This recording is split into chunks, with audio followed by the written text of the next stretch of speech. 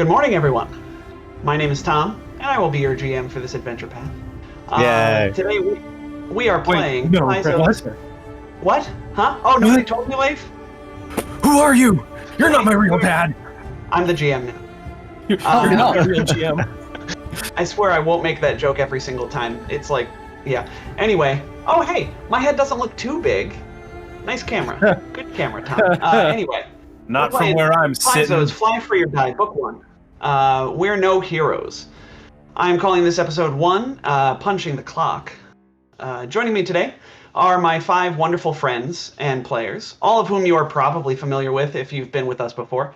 Maybe. However, maybe. I thought that it would be nice for any new viewers out there and or listeners for us to reintroduce ourselves. So, we're going to go around the virtual table and say our name, our pronouns, who we're playing, their pronouns, and what is your favorite dessert as a human being on Earth, not your character's favorite dessert. Yes, I was an RA in college for like 3.5 years, so yeah, I'm big into icebreakers as well. So this is a good tradition. They're good questions. Yeah. I think I'm really good at those riffing, like, making up what my character likes for dessert. You're gonna actually ask me my preference? Yeah, because we don't know your character yet. So, like, while it would be fun to answer questions about them, there's no context yet. So that was my thinking. All I'm saying is I'm gonna need a good hour to overthink this one. So get back to me here last. I did post this yesterday. So anyway, you had like 12 hours. Yeah, Leif. I'm not going to put Leif on blast. Maybe I already did. My name is Tom, like I said. Pronouns he, him. Who I'm playing, everyone. That these 5 aren't playing. Their pronouns, multitude. We are legion. And my favorite dessert is probably... See, I should have thought about this. I didn't actually think about this, even though I was asking the question. My favorite dessert is probably like a scoop of salted caramel ice cream over a scoop of coffee ice cream on a big waffle cone. That's really tasty. Doesn't the waffle cone get soggy? Not if you eat it, Simon. That's always my problem. I just eat them too slowly. Oh, man. Yeah. How do you eat ice cream slow? Yeah. Monster. So, Jet, new to our Sunday time slot, I'm going to call you out first and say, hey, Jet, answer the questions. Answer the questions? Well, you all know me as Jet. I'm a he, him. I'm playing Gus, who is also a he, him. And my favorite dessert is, I just want to say ice cream. I don't like, my go-to is vanilla because I'm boring, but like I like toppings. It's the finest of the flavors, as the Bare Naked Ladies have told us. I want to specify, I like French vanilla bean. That's my favorite of the vanillas. That's vanilla mixed with egg. It's good. It is. But it's not vanilla. Fair. It is delicious. What it is. You hush your face. But that's like saying milk chocolate's not chocolate. It's chocolate with milk. And I don't think it was said, but it's Gus Barrett Sinclair. He's got a hyphenated last name. Ooh. Yes. How progressive. Yes. All right. Going through our Discord videos. Leif, who are you playing? And who are you? Hi guys, I'm Leif. They them pronouns. I will be playing Ketch, the tiefling mechanic. He uses he him pronouns. And my favorite dessert is anyone that's right in front of me. Really. I have the worst sweet tooth out of anybody that I know. And asking me to choose is really a Sophie's choice. So that's my stance on it, at least. If you made me pick though, my family's secret brownie recipe, not special. There's nothing in them other than love and drugs, lots of drugs. But that's not what makes them special. It's the fudge. It's the fudge, of course. Yes. Not the drugs. All right. On to Liz. Who are you? All right. I'm Liz. I use she, her pronouns, and I'm playing Auntie Nuna, who's also she, her pronouns.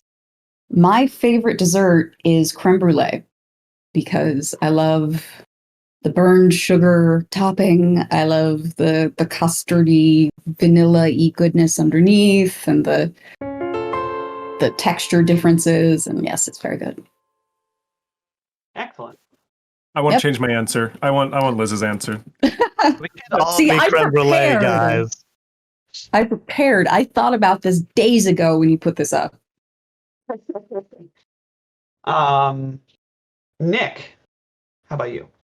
Hi, I'm Nick. I use whatever pronouns. These guys usually use they, them, because it's a marker. I'm playing Sloan, who uses she, her, hers pronouns. And I didn't even have to think about it. I forgot about this question, but my answer is always creme brulee. Always has been. Always will be. All right. Creme brulee is just so good. It's so It good. is. It is the best dessert ever invented. I don't know that I've ever had it. It's Oh, very, no, it's very really? expensive.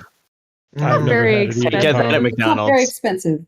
You can make them McDonald's for is more very not expensive than creme brulee, though. man. It's more about having the equipment and the time and the. Okay. You do, Yeah, the whole. you need to have like a special creme brulee dish and like a little blowtorch to crystallize. I do have a Yeah. brulee torch that I use to toast things sometimes, but I need a refill now. Yeah. Mhm. Oh well, butane's easy to get. Like Yeah, I that's just the need to least remember. It's just not an accessory that a lot of us just have lying around. Well, I mean, and You can't admittedly, just casually try making a creme brulee once without like serious prep.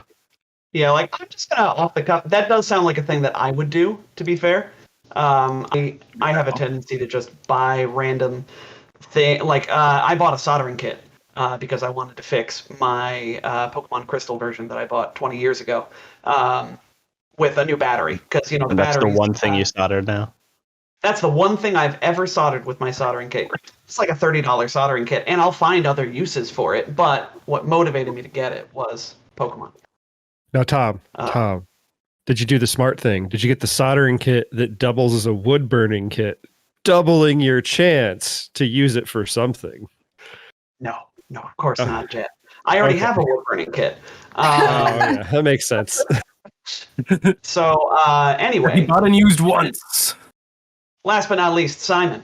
That's me. I'm not least. My name is Simon. My pronouns are he, him. I'm playing Maraeoth, which is several bugs. Their pronouns are they, them. However, when they are talking about themselves, they use the first person plural, which is going to be just real hard. Guys, I'm like relatively bad at pronouns, and yet I picked some really hard ones, so please be patient. This is a growing opportunity, Simon. It's a growing good. opportunity. You're expanding your perspective, Yeah. literally, because you are playing several thousand bugs. Yeah, several thousand. I think I wrote 62,900 on average. Does that mean he gets 62,900 perception checks? No, because each bug is relatively dumb, and it's their collective consciousness. Yeah. Each bug has a very low perception score. So Does he each get bug gets 62,000? 1/62,000th of a perception check. I was going to which say, does he is- get 62,899 8 another's to himself? No, they Yeah, each get 1/62,899 of an 8 another, which all thankfully adds up to 1 without One, doing any yeah. math. Anyways, my dessert. Creme brulee was actually pretty high up for me. However, I think a good cheesecake beats it for me. And I'm talking like one of them dense cheesecakes, not like a fluffy cheesecake, but like a dense cheesecake, maybe with something like crunchy, like crumbled Oreo or like swirls of chocolate, something like that. That does it for me. Like that one time our housemate brought home a sampler set. Oh, yeah. man. Oh, God, I those miss sample him. sets. Yeah, surprisingly, it doesn't need to be high quality cheesecake, or maybe there doesn't exist high quality cheesecake. I can just like buy the generic cheesecake from a store, or even like make the Jello mix cheesecake, and that's just great. So, yeah, low All right. bar. Simple man, simple tastes. Yeah. Yeah, what can you say? All right. So I think that does it for our preamble and for our introductions. So you all ready to punch that clock?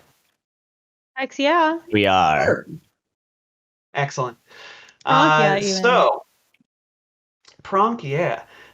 So we are our journey today does not begin with our valiant shipping and receiving working stiffs, but rather with some promotional material. We enter on a holovid that was probably conceived by some high-up executive as promotional material, but can only be accurately described as a thin veneer of friendliness painted over stark capitalistic dominance. The words Evgenia Jameson Corporation blaze across the screen in golden script as a nondescript chipper male voice of unknown species begins speaking. Evgenia Jameson Corporation, or as many know us, Edge Corp. Our company started as Jameson Corporation, a humble mining and transport company founded by Taran Jameson in the Pact Worlds in 282 AG. The company became publicly traded in 293, and 20 years later, Evgenia Corporation of Vest Prime bought a controlling interest in Jameson, thus forging the Evgenia Jameson Corporation, which you know and love today. Images of EdgeCorp manufacturing plants and shipping ports begin cycling across the screen. We at EdgeCorp pride ourselves on our standards of quality and reliable services that we provide. Our customers know to take it to the edge for their shipping, supply, and industrial needs. From colonization to terraforming, from the central systems of the Pact Worlds and the Vestarium to the vast. The camera zooms in on the last picture in the slide, a bird's eye view of a shipping yard, transitioning to a camera drone's perspective, descending upon that same yard. It comes to a stop near a freight carrier, which is currently being loaded by a number of people. The employees we can see are a massive Trox, a Halfling, a Kasatha, and a Formian. They each wave cheerily at the camera drone as the narrator continues. We are pleased to say that, without a doubt, EdgeCorp is home to the most skilled employees. Our employees in the shipping department, for instance, are formed into teams based on what skills they possess to ensure that your goods arrive to you in a timely fashion. The camera then circles around the back of the truck, where a Bolita is operating a hover cart laden with crates. EdgeCorp is happy to provide the best in shipping tools to their employees.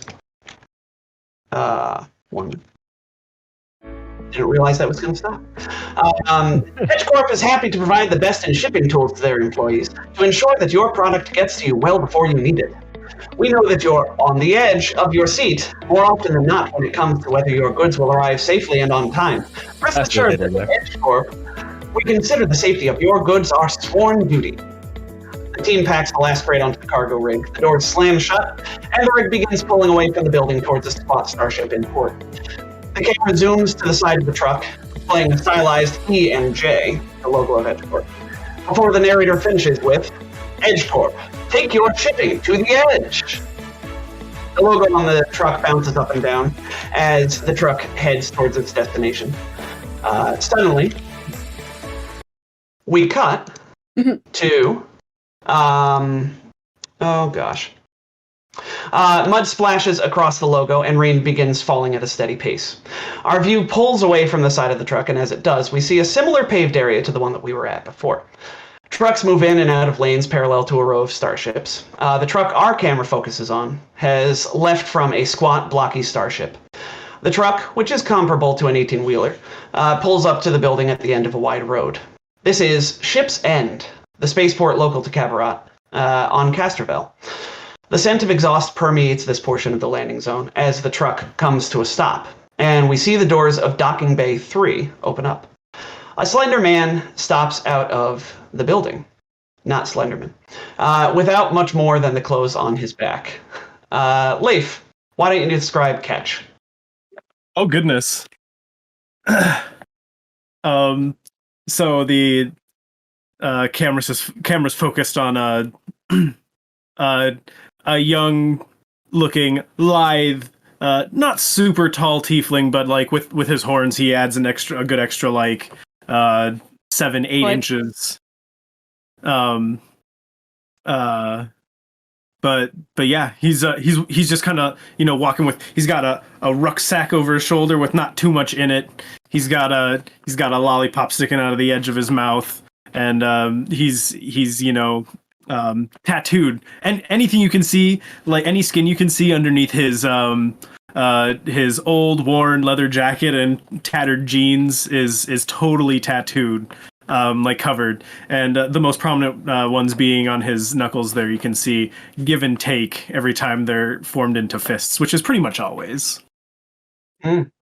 Always ready to. Even when he's shaking hands. Even when he's shaking hands. Yeah. To meet you, I'm Ketch. Very, very awkward to shake hands with Ketch.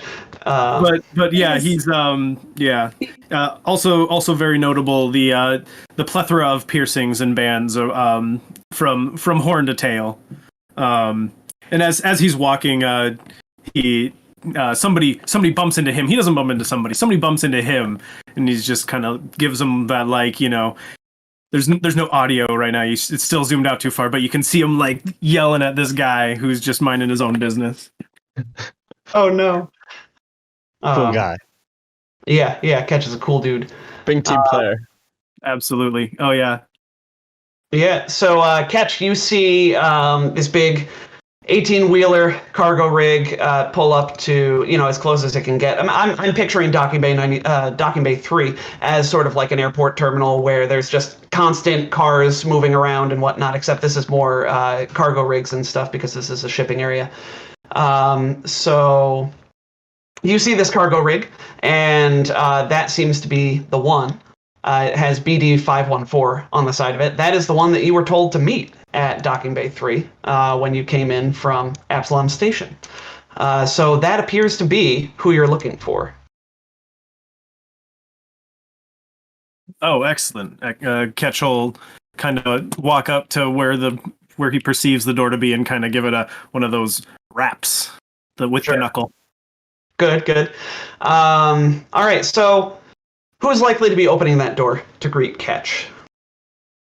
Actually, let me play with this. As Ketch approaches the door, sort of the like back seat of the rig, he notices thousands of hexagonal eyes kind of staring back at him through the window.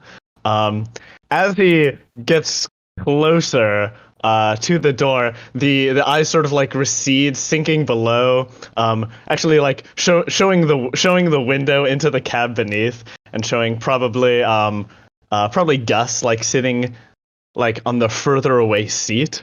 And then the door sort of swings open with like a tendril and a few bugs kind of fly from the door handle back onto the seat to like a mass of bugs that are sort of fluttering around the seat. And how contained are you? How contained? Like are there stray bugs? Yeah, there are All over stray the bugs. interior of the Yeah. Well, not getting in people's personal space, but okay, because I was gonna say. Catches as he gets in, definitely like swats a bug or two. That's very reasonable. The rest of the mess sort of like pulls away from Ketch, and from the middle of the swarm, he hears a voice. Greetings. You must be Ketch. We are Maria. No, that's not it. Maria. Hey, yo, please do not swatter. Hey, yo, how you doing? Marriott? How you doing, Mary? We are excellent. Welcome to the crew. Let me make some base. Well, we should probably get going. I think we have a schedule to keep, Captain. Let me move aside. And Moreos will hover off at like where do they fit? Let's say like go into the oh, actually that makes the most sense. Probably like rise up to the ceiling to like make space in the seat and just sort of be a writhing mass on the ceiling. Oh God. Yeah, that makes sense. We have not had 5 crew members in a long time. We apologize for neglecting sufficient seating. And Ketch just kind of walks in and sits, like, looks at the seat that Marioth was just in, looks up at Marioth, and just kind of like, then over to Gus and just like, yo, what's the deal with that guy? They are pretty cool. We watch TV together sometimes. My name's Gus, by the way. Hey, Gus, Thank what you, do you Safety Gus. officer. You are also pretty cool. You're one of the few people to say that. Yeah, I'll bet. Oh no. Don't worry. When we get back to the ship, I'll set you up with all of your Edge Corp safety equipment. I'll print up a hard hat for you, some knee pads, a ship suit. We'll get you squared away. Hey, you know what, bud? You do that. I'll come find you. Yes. So, Jet, what is describe Gus to us? Gus Barrett Sinclair. Gus is a noir. They, like, if they were not in the cab of the truck, they would probably only stand about 6 feet tall, which is very short for a noir. Part of that is because they slouch a lot because they've spent a lot of time underground. But part of it is that he's just naturally shorter. He's got scar tissue going up his neck. One of his arms has been replaced by a mechanical arm that's not of the highest quality because Edge Corp didn't want to spend money on him. And he's dressed in basically a ship suit, some like multicolored coveralls with like a belt and stuff like that. And he's got a red hat on. And his horns have just engraved patterns and designs. Not any specific image, but like zigzag patterns, lines, dots, something that's almost tribal or indigenous, like something from out of ancient history. Mm-hmm. Okay, good. Awesome. Green eyes. So, green eyes. Darker brown, fading to like a golden brown fur in places. Lovely. He's a cutie.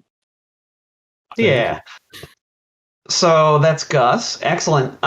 So who's probably driving the rig as you all get going? Oh, Sloane is driving. She sort of leans around the back of the seat. Don't want these too scary. They're harmless. And Sloane is a taller woman with golden skin and these bright blue eyes and silver hair. Very hale and healthy looking, as people descended from Celestials tend to be. Wearing a brown coat, as one does, has to be said.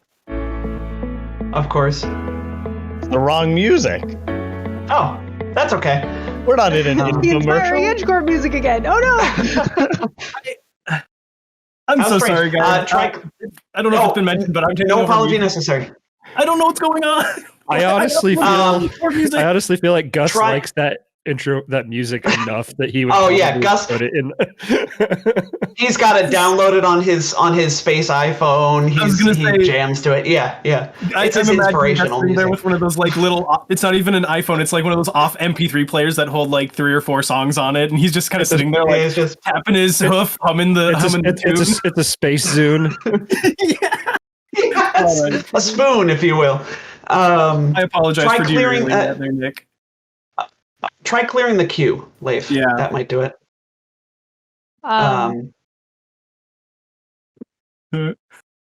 So yeah, Sloane. Yeah. Sloane just sort of leans around the back of the seat. One hand on the passenger seat, leaning over her shoulder, as one does to introduce themselves to people in the back seat. Mhm.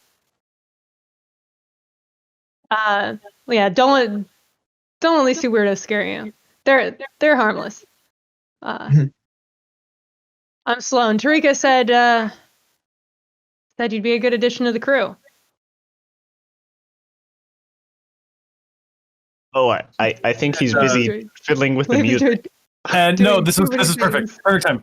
Okay, and Ketch kind of like as he hears you start to speak, he looks over, notices that there's an ASMR, and just kind of like his eyes narrow a little bit. But then when you mention Tarika, he kind of relaxes a little bit. He's like, "Oh, yo, you know her? Cool. Yeah, you know what? I've been known to do some work now and again." When given no other options. What do you do when you aren't doing work? Hey, maybe we can go find out sometime, yeah, bud? Hey. Yes. Oh, let's get this show on the road. leans over to Auntie Nuna and just like, I like this guy. And who is Auntie Nuna, Liz?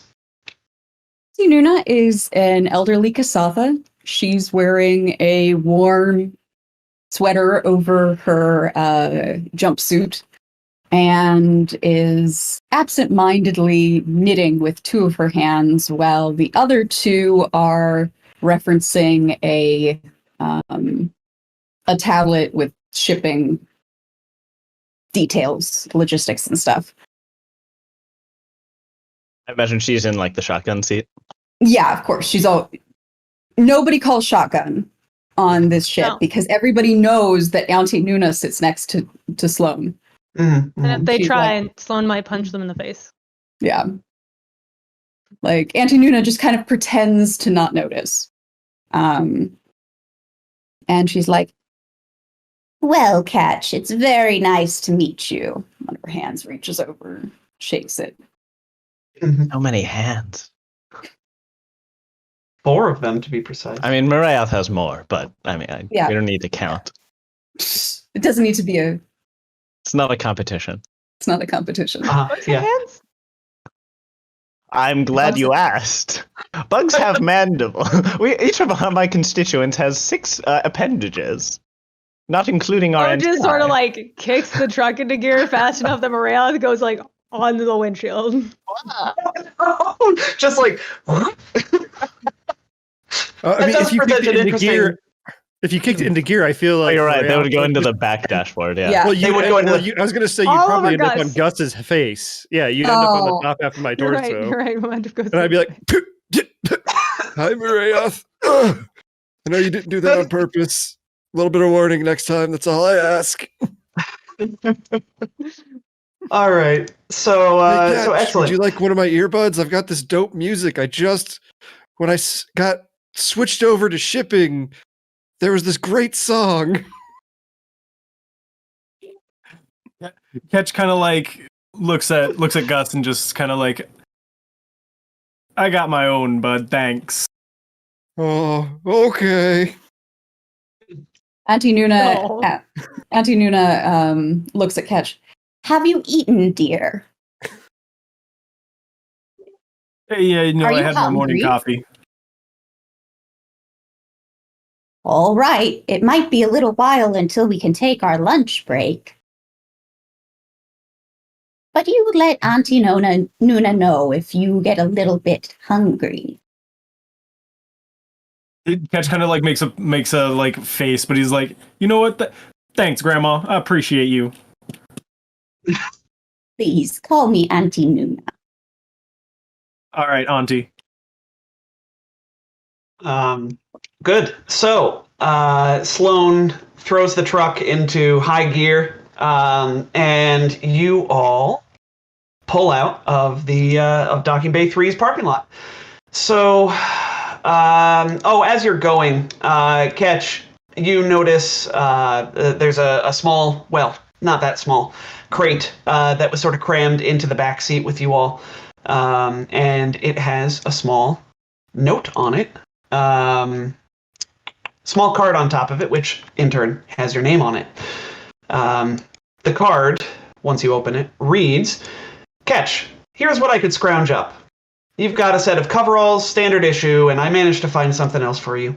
It can get dangerous out there, bringing goods from one place to another.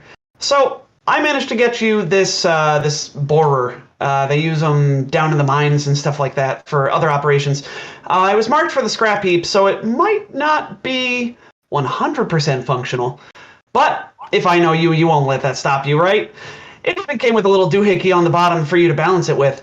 So stay safe out there, Ketch, and we'll catch up soon. And it is signed, Tarika.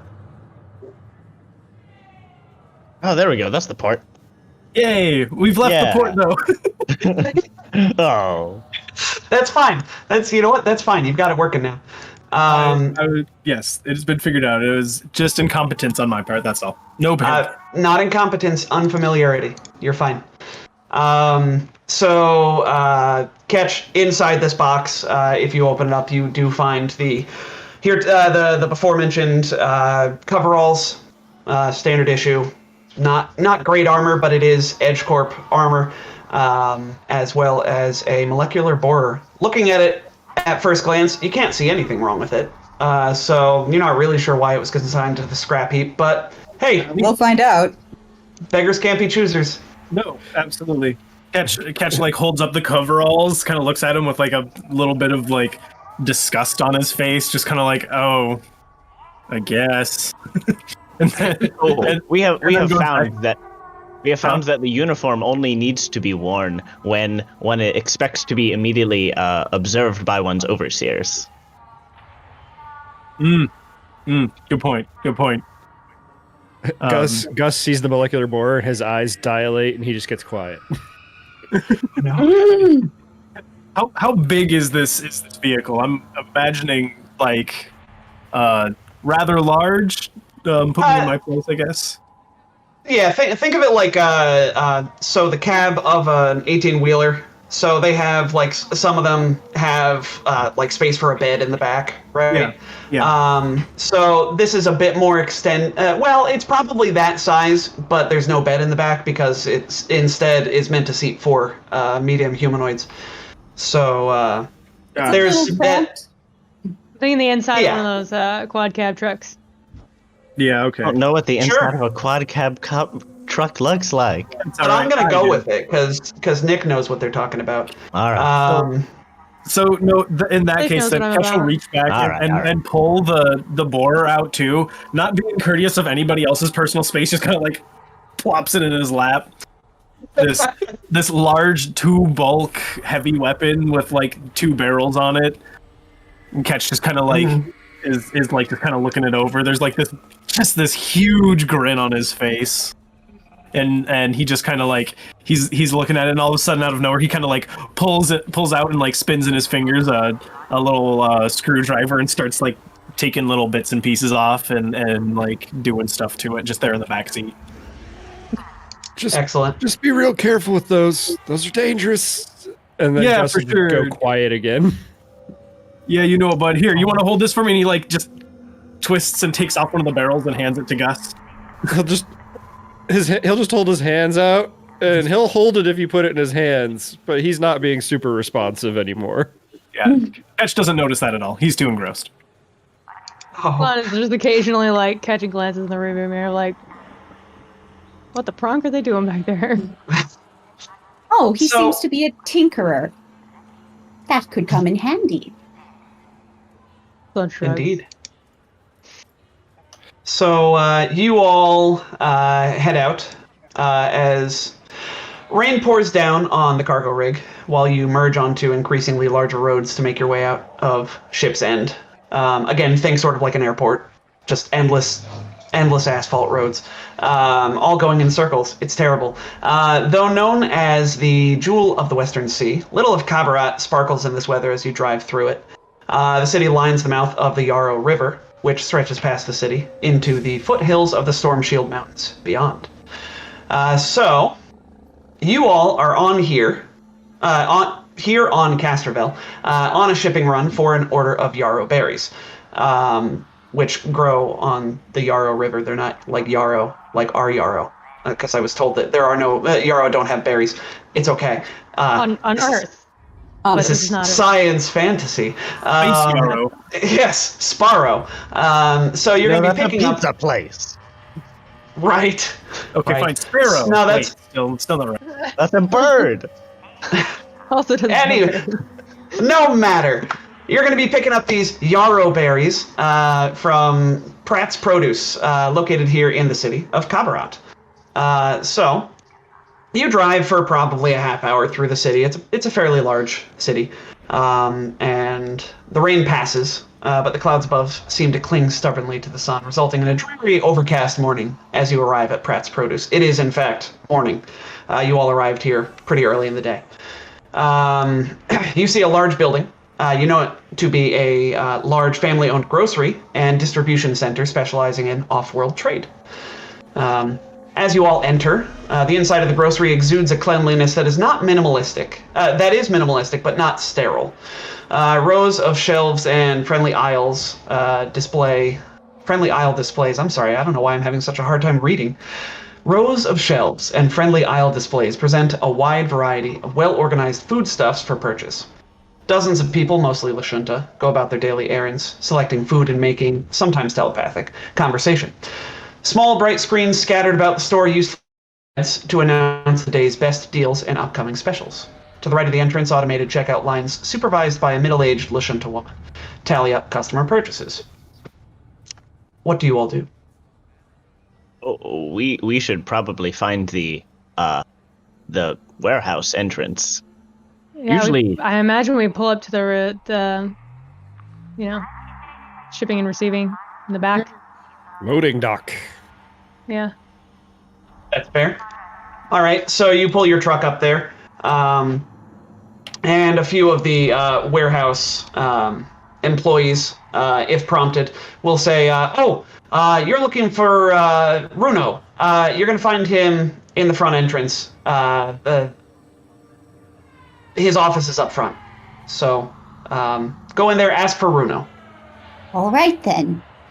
Auntie Nuna kind of slowly gets out of the cab and begins walking. Sloan swings down, probably before we talked to these employees. Thanks them for pointing them in the right direction. Heads that way. Ralph uses out of the Bruno. truck as well. I'll stay with the truck. I'll start undoing the tie downs and whatnot. Thanks, Okay. Gus. No worries. All right, so Walking everybody unhurriedly. everybody slowly makes their way in at an anti-Nuna pace. Because nobody's gonna leave her behind. No, It I just should seems think wrong. Like Yeah. Does, yeah. walking ahead of her, just not right. not. Mm-hmm. Yes.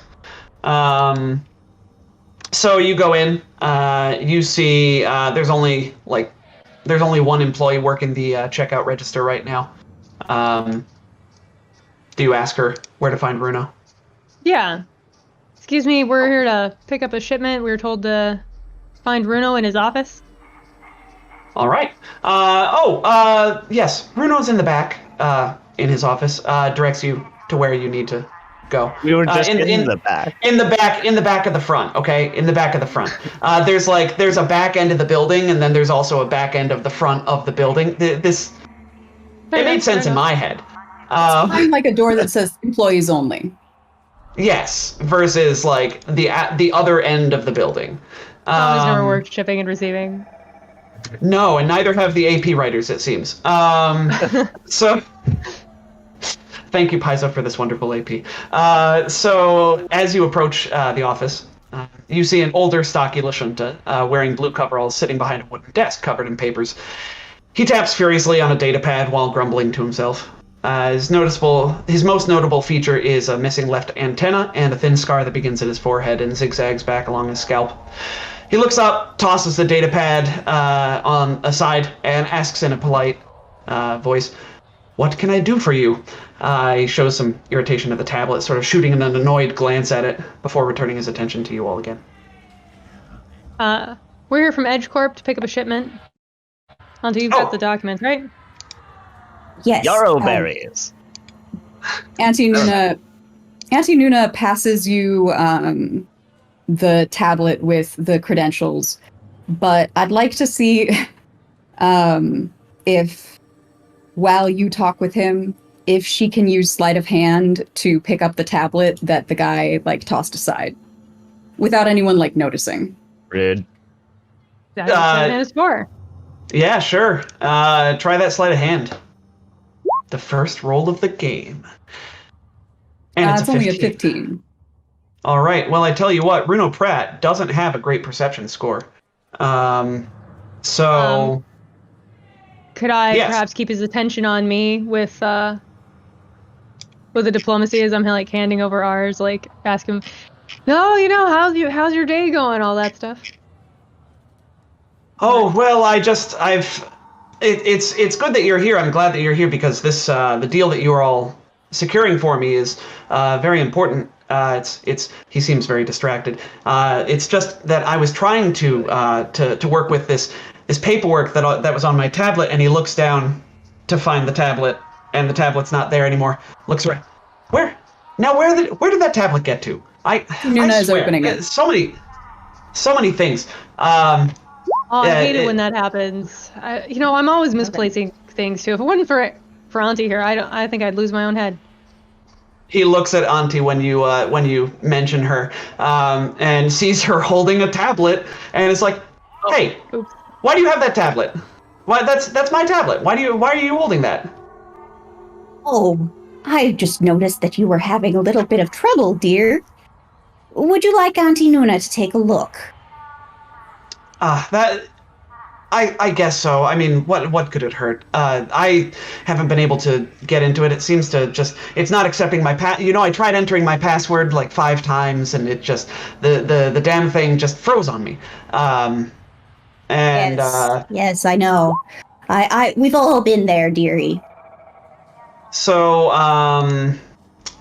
in your semi-professional opinion, as a shipping crew member, and nothing else, of course, this datapad seems to be a Tier 1 computer with a lockout measure installed on to protect against password guessing.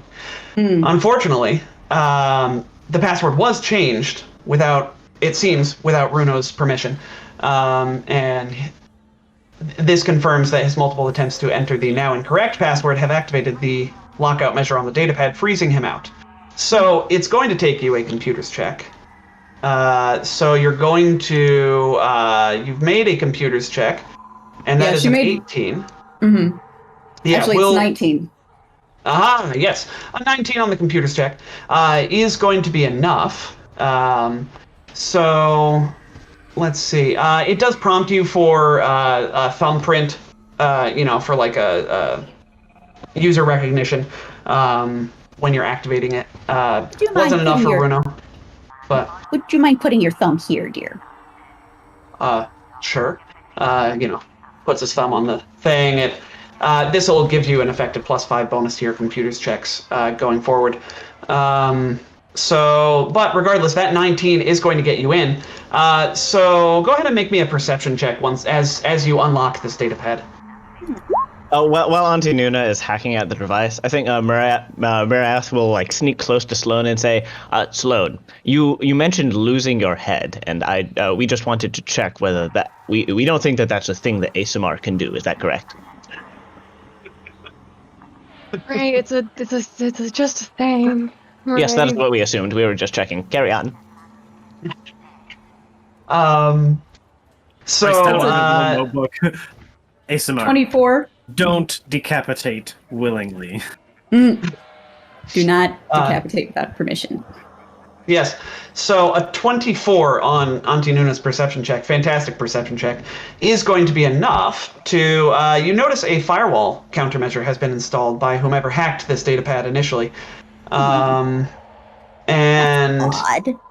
additionally, you notice that the algorithms and firewall both utilize, in your opinion, classic space goblin coding techniques. In your past Very experience. hacky.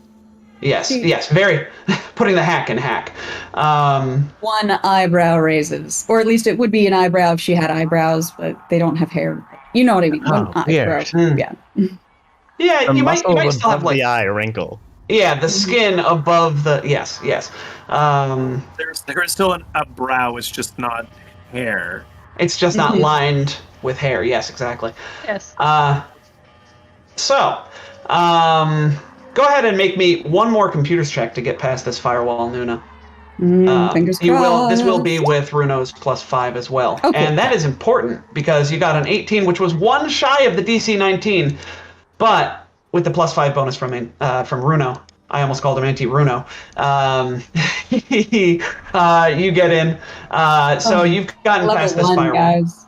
Level 1. Yeah. Level But 1. I got past the firewall. Yeah, I mean, and these were pretty exceptional rolls too. I mean, you got an 11. That's fairly average. But you've got a good bonus to this being. I guess we didn't talk about classes in your introductions. Auntie Nuna is an envoy, of course, which means that she's got some skills.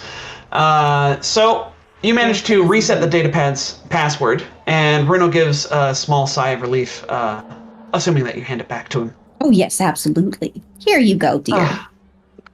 I am so grateful. Thank you very much. I've never been good with technology. It's things keep advancing, and it's part of the reason why I'm getting out of the game. I'm retiring after this job. You see, after this delivery. So what you're doing for me is I greatly appreciate it. Why? What? What's wrong? What's wrong? Never friends? goes well when somebody's Never retiring after retire the an job. adventure. Also, Don't worry the about that. wait, is he a dwarf? Theodore. No, he's a Lashunta. No, he's fine. All right, he's all right. totally No, fine I from the don't Paizo dwarf curse. Yeah, no, he's gonna live forever. So Poor Schmidt. yes. He had one more year Uh, till retirement. What happened to him? He took an early retirement. Oh, no. So, he says, "Yes, you see, I'm handing the business off to Nita out front. That's my daughter working the tills. So, again, thank you for all that you're doing for me and for this." He waves the datapad. Do you mention that it was goblin coding, or that it might have been goblins? Yeah, she'll go,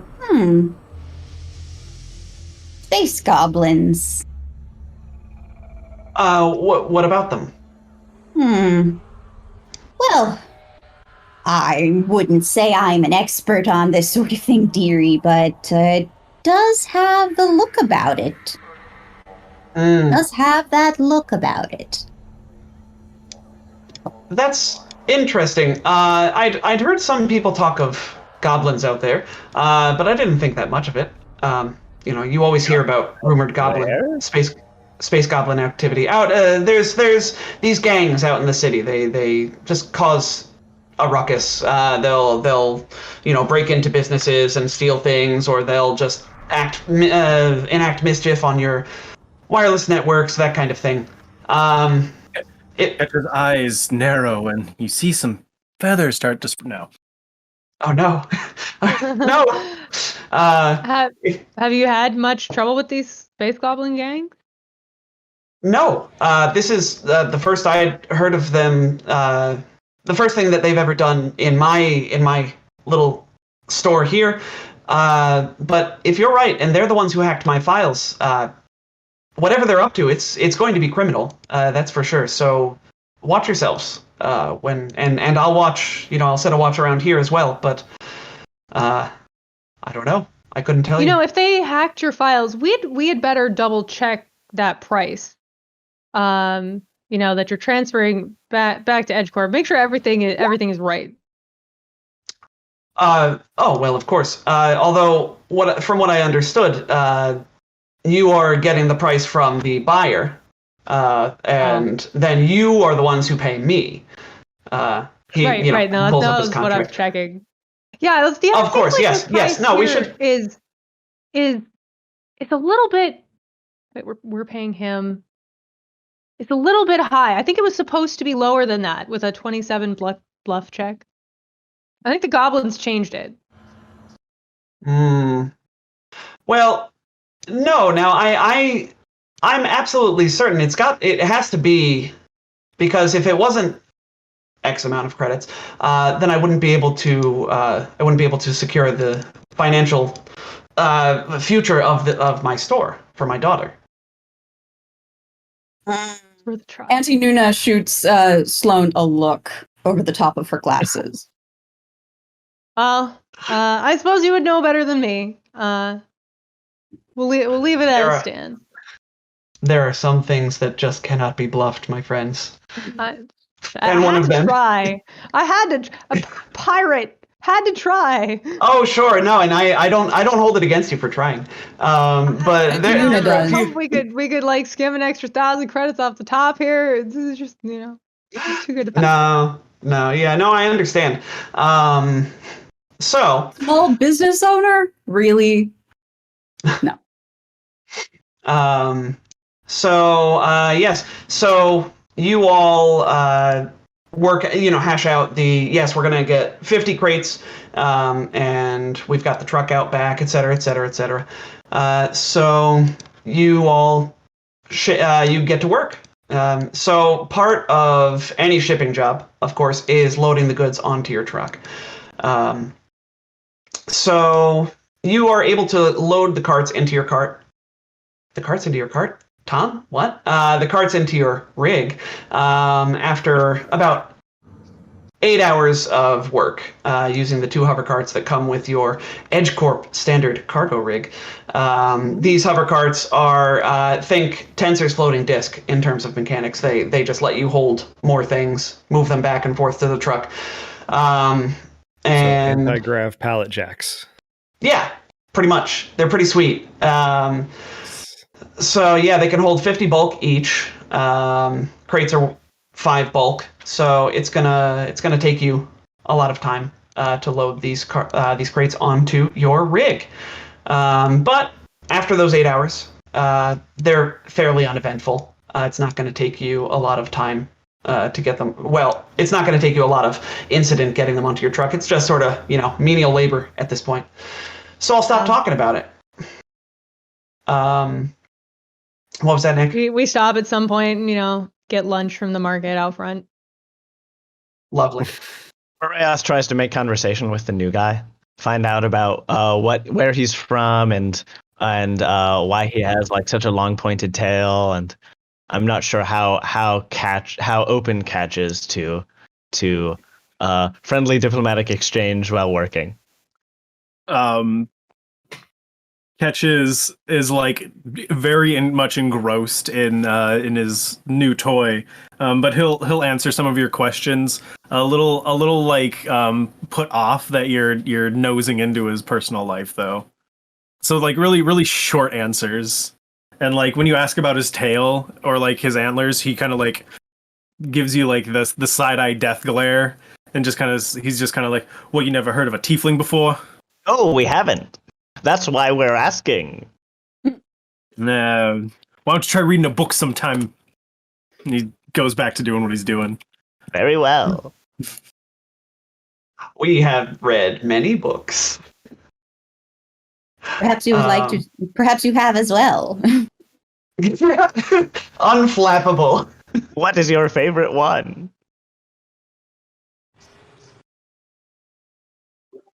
What? Your favorite book. That was a conversation shift.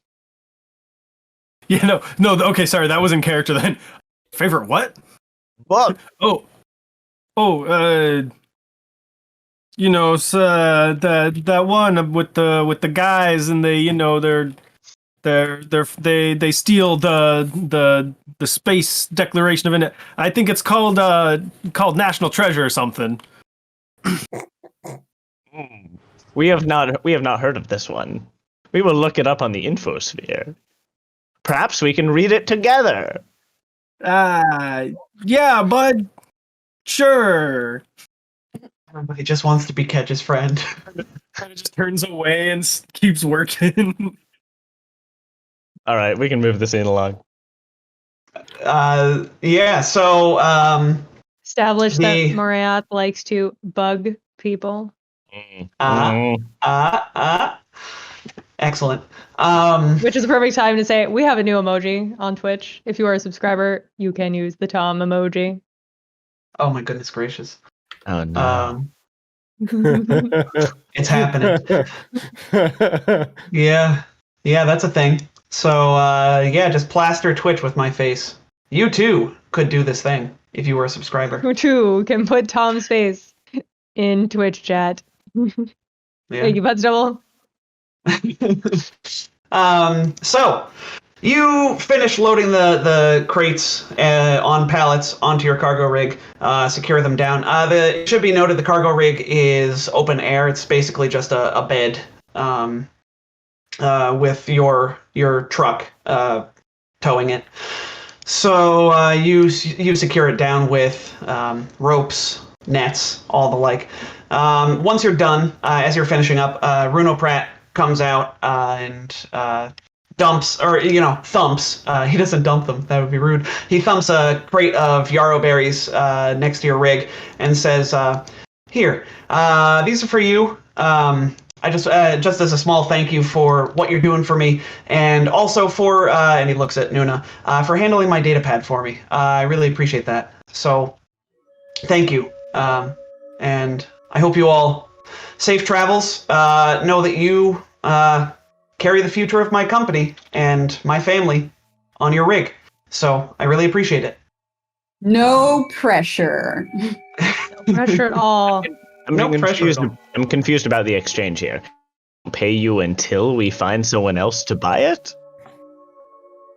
Yes, that's out of character. That's how these contracts work. Because the money doesn't exist yet, right? You need to find the money.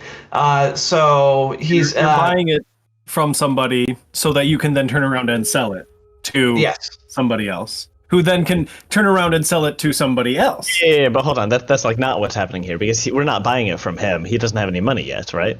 Right. Yeah. So you are shipping it away, and once you have given it to the buyer, which you do have a buyer lined up. Typically, that's how these arrangements work. You have a buyer lined up. The buyer gives you the money, and then you transfer the money to Runo. Some of the money, with a cut being given to Edge Corp. Yeah. Makes sense. Okay. Yeah. No, Ninja, we're not killing the family.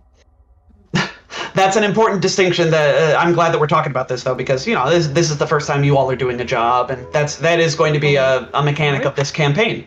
What? Edgecorp strongly frowns upon killing any clients. I was just checking my alignment. That's all. Oh, I see. Goodness gracious me. That's a good thing to keep in mind. Nobody told me they were playing an evil PC. Nobody told me this. Chaotic neutral. Yeah, you got a bunch of chaotic neutrals you're dealing with, I think. I don't think chaotic neutral allows for killing of innocent families to take their profits. Who said anything about it? Does. You just have to balance that evil thing out with something good later, so you stay neutral. That's how it works. That is how it works. So, that's what neutral means. I don't know. Nope. This is so good. Anywho, you have a crate of yarrow berries that you are free to consume, or they will be worth 500 credits for you to sell. How many yarrow berries are there? 5 bulks worth. Okay. Catch will just scoop a handful out and start eating them. Oh yeah, Marias will also land on the berries and what? Stop eating the merchandise. It's not merchandise. It was a gift. Yeah, he gave it to us for just because he's nice. And Gus has like berry juice all over his face. All right. All right, then I will. He's just like. This will be worth 490 credits now. Yeah, I was gonna say. Nuna sort of leans over to Sly and says, I'll subtract 10 credits from the projected profit off that, dearie. That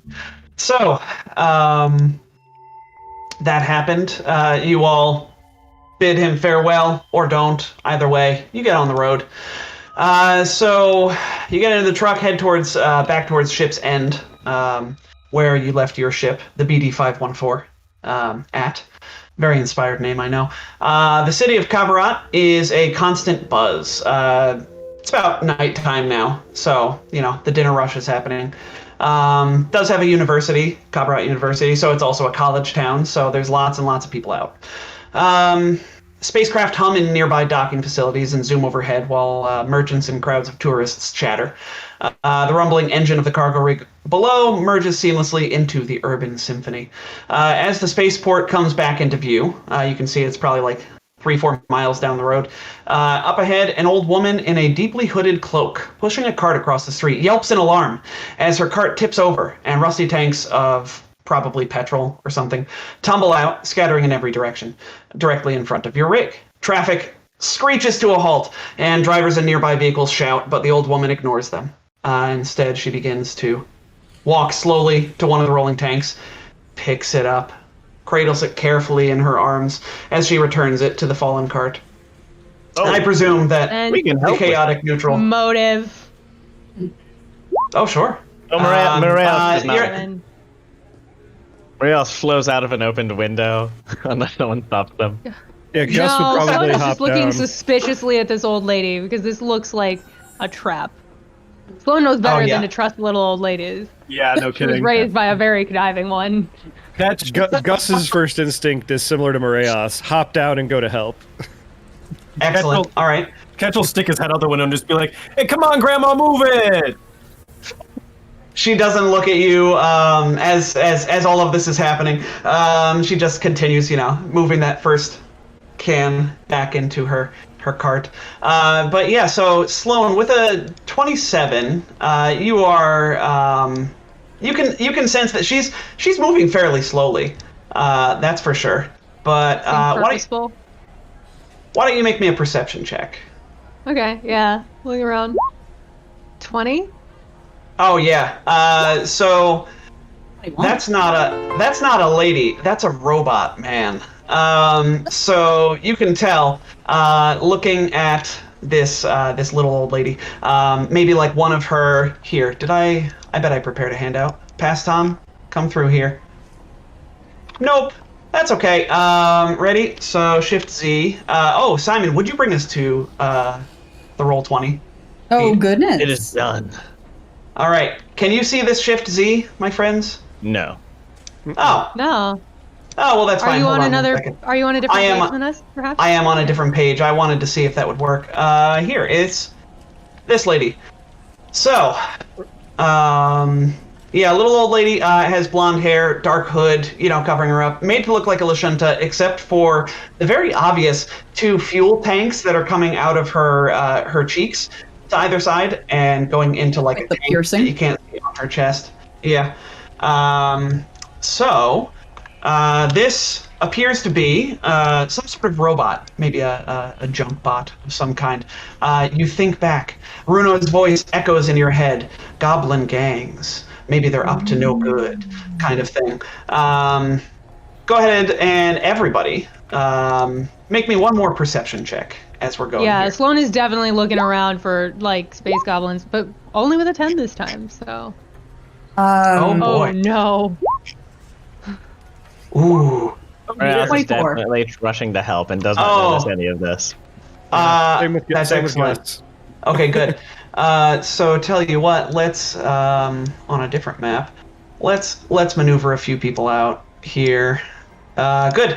So, why are those tokens not set up like I wanted them to? Anyway, Nuna. Nuna has a 24 on perception. Auntie Nuna, as you and Sloan are sitting in the rig with Ketch, you just sort of, curiously glance around. And you do indeed see in the rearview mirror out the passenger door, there's a goblin that has pulled up on what appears to be a junk cycle, and is beginning to scale the side of your cargo rig. We are going to enter initiative order, my friends, for the first combat of Fly Free or Die. Woo! I think you need to move us to a map so we can select our tokens. That is happening. There you go. So, yes. So give me one moment as I maneuver these tokens around. Your bars are not going to be set up on them for some reason. Oh, no. I definitely did that though. Like Ketch. Ketch's token is right, even if his name is wrong, wrongly It's spelled. got bars. Yeah. Mine- Why did mine Gus and does not. Marios not work? That is no matter. Can you two suffer through for this one combat? No Somehow. worries. Okay, thank you. I believe in you both. So let's see. I need Initiative. to roll Actually initiative. rolling it. Yes. yeah, actually So rolling initiative. actually Oh, rolling gosh. initiative, indeed.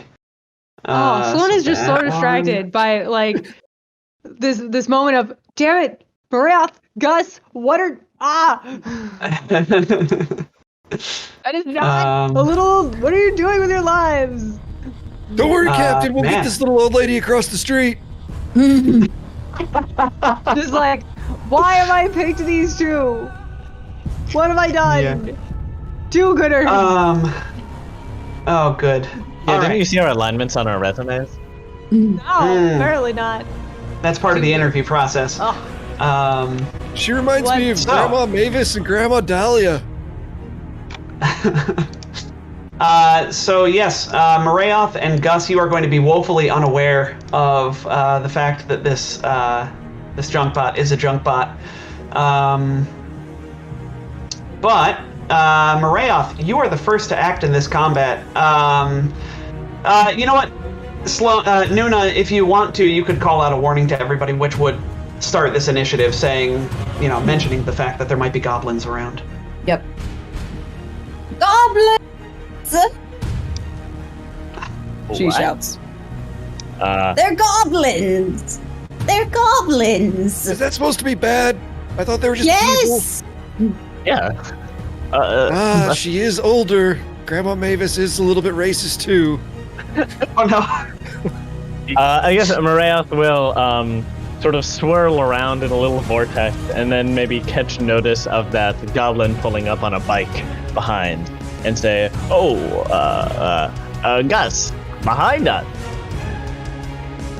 We better protect that old lady. Oh, you're Yeah. right.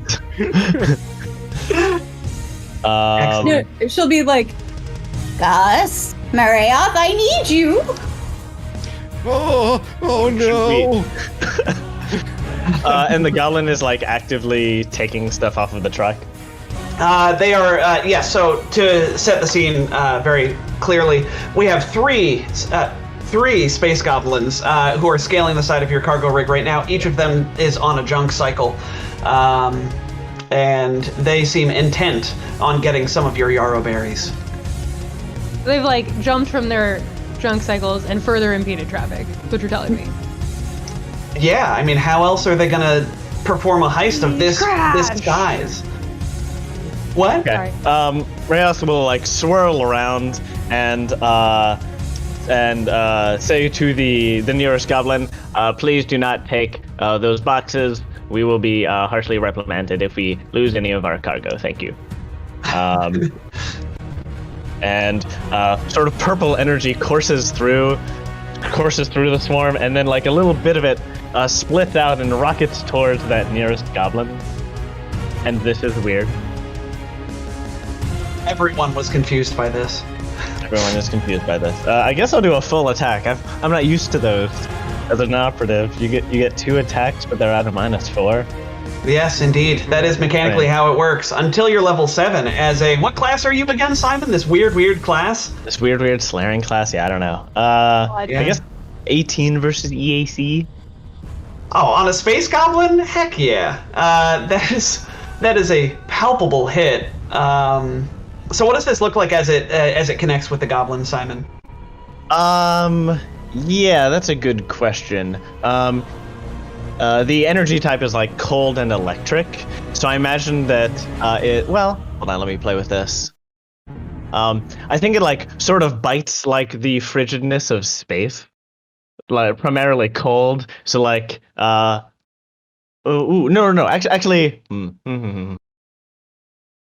Yeah, I guess for now it's like, think of it as like telekinetic. It just like bludgeons him and leaves like a frost bite mark. Okay, great. Like, try to get his arm off of the box. Yeah, you do a lot more than that as the goblin sort of spins around, being shocked and frozen, alternatively, by this bolt of energy from this already weird cloud that just sort of swarmed out of the truck, and it cries out, and nearly loses its grip on the truck as its one arm just sort of goes numb. And that goblin took a lot of damage for a little tiny space goblin, sneak thief, but he's hanging in there as he literally hangs on the side of the truck. next up is the little old lady bot, who is just going to continue. No, actually, her imperatives here are, if her goblin friends are spotted, give up the ghost. So the junk bot is going to move over to this weird cloud thing and try and bludgeon you. We'll say with her her can of petrol. Don't worry, aged Lashunta. We are. I see. We were deceived. Yes, indeed.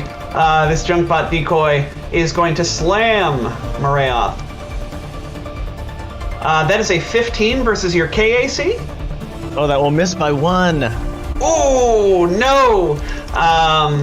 Let me put it out there right now, my friends, my viewers. I do not want your +1s and rerolls. Thank you very much. I appreciate your offers. However, do not waste your points on me. I am the GM and have unlimited cosmic powers and can do what I want. Now, that misses with the petrol can. Sort of swipes through Marayoth, I guess. Maybe Marayoth just like dodges apart. Yeah. Dodges apart. Yeah. Cool. Gus, Barrett Sinclair with a flat 18 on the initiative check. What you got, Gus? You are muted. Well, the old lady attacking my good friend Marayoth changes my plans. Instead of charging that goblin over there, I'm going to step forward and attempt to gore her. Good. Oh. All right. Let us do that roll. Oof. That's a lot of damage. That's maximum damage. Yeah, 21 to hit KAC. I just you see him do for just a moment that stereotypical bull like swipe, drag the foot across the ground, and then he just lunges forward at her torso. Sure. Yeah. You get another very strong hit. Man, 2 max damage hits so far from the PCs. 6 points of piercing damage go right into this bot. You feel a lot more resistance than you probably should have attacking a normal little old lady, which is good because you're not attacking a normal little old lady. And we're gonna move on. Speaking of little old ladies, Auntie Nuna, what's up? What are you gonna do? Auntie Nuna reaches into her large, voluminous sweater and takes out her semi-automatic pistol. Then, Yes, of course.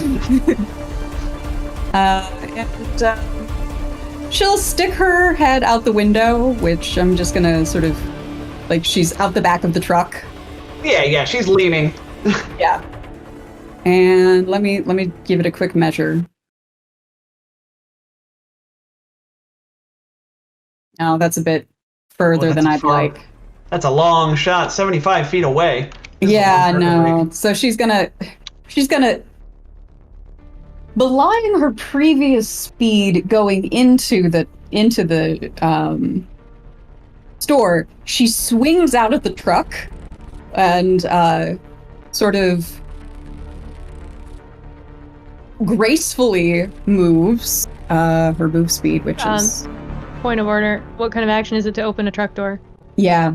I'm gonna say I've always liked opening doors as part of a move action, like even if it takes like half of your speed or something. So that is what I'm going to rule here: is you can move out as a move action and move half of your remaining speed. And here she is. Okay. Does she have time to attack yet, or no? I understand if not. Probably not, because being a level 1 envoy, you don't have a BAB of 1 or higher, so you cannot draw a weapon as part of a move action. Okay. So, you draw your pistol and you step on out to confront that goblin sneak thief. And we are on to Catch. What do you do, Catch? All right. Catch gets the warning and hears shooting starting to happen, so he like slaps the piece that he was working on back onto the board he was working on. Now, give me a picture here. What between me and like here-ish on the cart? Is this like truck open? Can I get out and run along here? So you're all of these. The entirety of the flatbed on the back of your cargo rig has crates on it. They're fairly evenly stacked, but I'm going to call it difficult terrain if you want to get onto the crates. That said, getting up onto it, they're probably like 15 feet tall. No, that's too high, isn't it? I'm wondering if I like can get out like through the truck and onto the rig. Yeah, there's like a rear exit. Yeah, There's the a art makes small- it look like I can. I don't know if I can actually do that though. There's a small back door, we'll say. Okay, cool. Yep. So, yes. Door. That's generous of you. I would have made him climb out the window in the back of the truck. A little like truck window. Yeah. No, I'm pretty sure I've seen like back doors on a lot of cargo cabs in real life. Right. The long distance ones, yeah. Yeah. Not the- All right. So the question is, can I get to here with one move action? Entering. Nah, because you're going through a door, and per my previous rule, or per Auntie Nuna's turn, that would take half of your movement. So, no, you would have to spend both of your actions to get there. Okay. Well, then I will just be moving twice at half my move speed, I guess, to get me to here. And as Catch gets there, it looks like he falls prone as a free action, but if those who look closely enough notice that he actually tripped. Oh. Excellent. Pulling with He plays style. it off like that didn't happen though. Oh, wait. totally. The math doesn't add up. You moved 30 feet over difficult terrain at half your speed. Well, it's There's only no way. difficult terrain on the. It's only difficult terrain on the cargo on the flatbed. Okay, but you have 60-foot movement speed. How? That was a double move. So yes, I do Oh, have 60 okay. foot. Oh, I see. Okay. Yeah. Double yeah. move. Yeah, that's what I was thinking. The double move part. My bad. I was just like, wait, no, you don't. That's all right. So this goblin is going to load one crate onto his little goblin junk cycle. Let's see. This goblin is going to scream at Marayoth, who shot him so very badly, and he'll just cry out and shoot Marayoth with he pulls a junk pistol out, because of course he does. Oh no, I'm sorry, it's a semi-auto pistol. What? Yes. They're goblins. Well-prepared guy. Yeah, these goblins are in a gang. That is a 13 versus KAC, however. It also misses. Miss. This Yeah, ain't Marayoth's first rodeo. yeah, apparently. This surprises everyone again. I'm Sloan. just glad they're shooting you and not me, because those would have all hit me. Marayoth's the only one that's, like, threatened them specifically. So, Sloan, it is your turn. I'm gonna really hope you let me say I threw the truck in a park when my crewmates started piling out. Yeah, to go help. If Marayoth and Gus got to move at, got to jump out of the car, then you got to throw the car in park. That's fine. Okay. Sloan will pull her gun with one move action. It's darn level 1. Yeah. It's the worst. It's the worst. And then also get out of the truck here. Sloan is gonna bounce. Oh, a little bit away from everybody, sort of moving up and around Gus and Marayoth to set up a shot on that not little old lady. Definitely not. Okay, so just checking some things here. Did I tell myself? How did I not? Okay, so nothing. Don't worry about it. So this goblin sneak thief is going to load a crate onto his junk cycle as well for his turn, and we are back to Marayoth. Marayoth, I neglected to ask you at the beginning of your turn. since you are new to playing a Solarian, what you're right. what stellar mode did you attune to last turn? Marath Graviton attuned. That was the purple aura that I talked about, but did not. Right. Oh. Yes. Yes. Of Gotta course. remember to do that. You're lucky Tom is a kind and benevolent GM. I am. But honestly, you can You just don't assume declare that it, I'll, you don't attune. you can just assume I always do it. Like, if I just like place a standing agreement that at the start of every fight I Graviton attune, that seems reasonable. This is. I am agreeable to this. So, you attune. Just do keep track though of the rounds because. Yeah, you should probably have a counter. Yeah. Not gonna matter. Well, if that's your playstyle, then yeah. Yeah. But, Okay.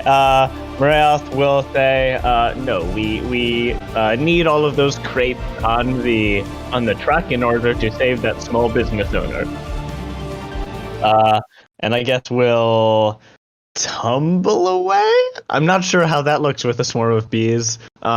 Maybe just like a I know, like a distracting tendril of constituents goes one way, drawing this robot's ire, and then while Marioth tries to move away the other way. I'll do an acrobatics check. Oh man, great rolls. Easily escaping this evil robot.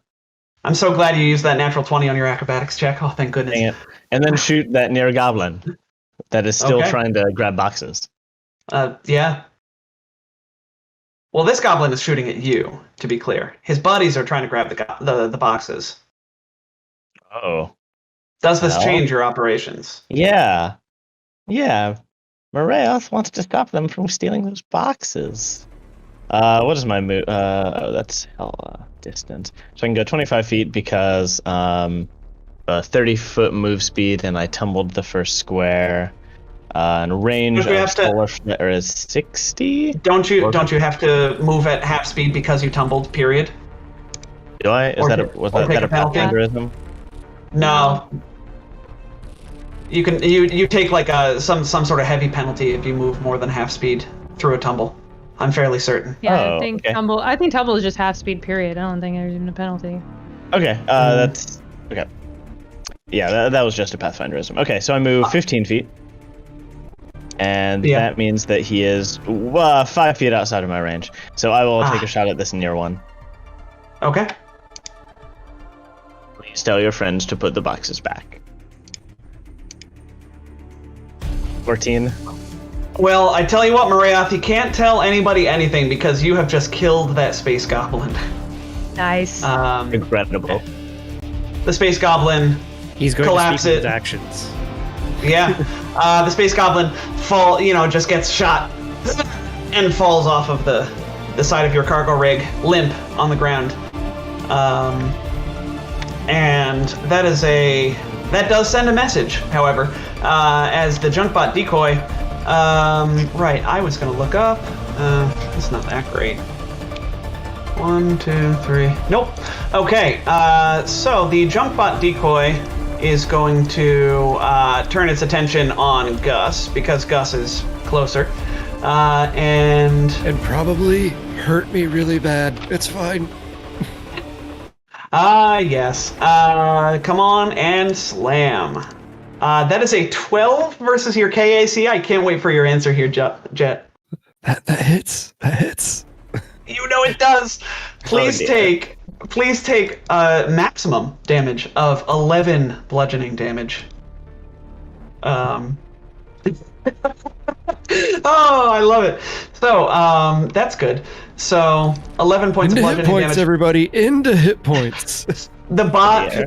belying, similar again to Anti-Nuna, belying its previous false frailty, it whirls around and beams Gus over the head with that crate.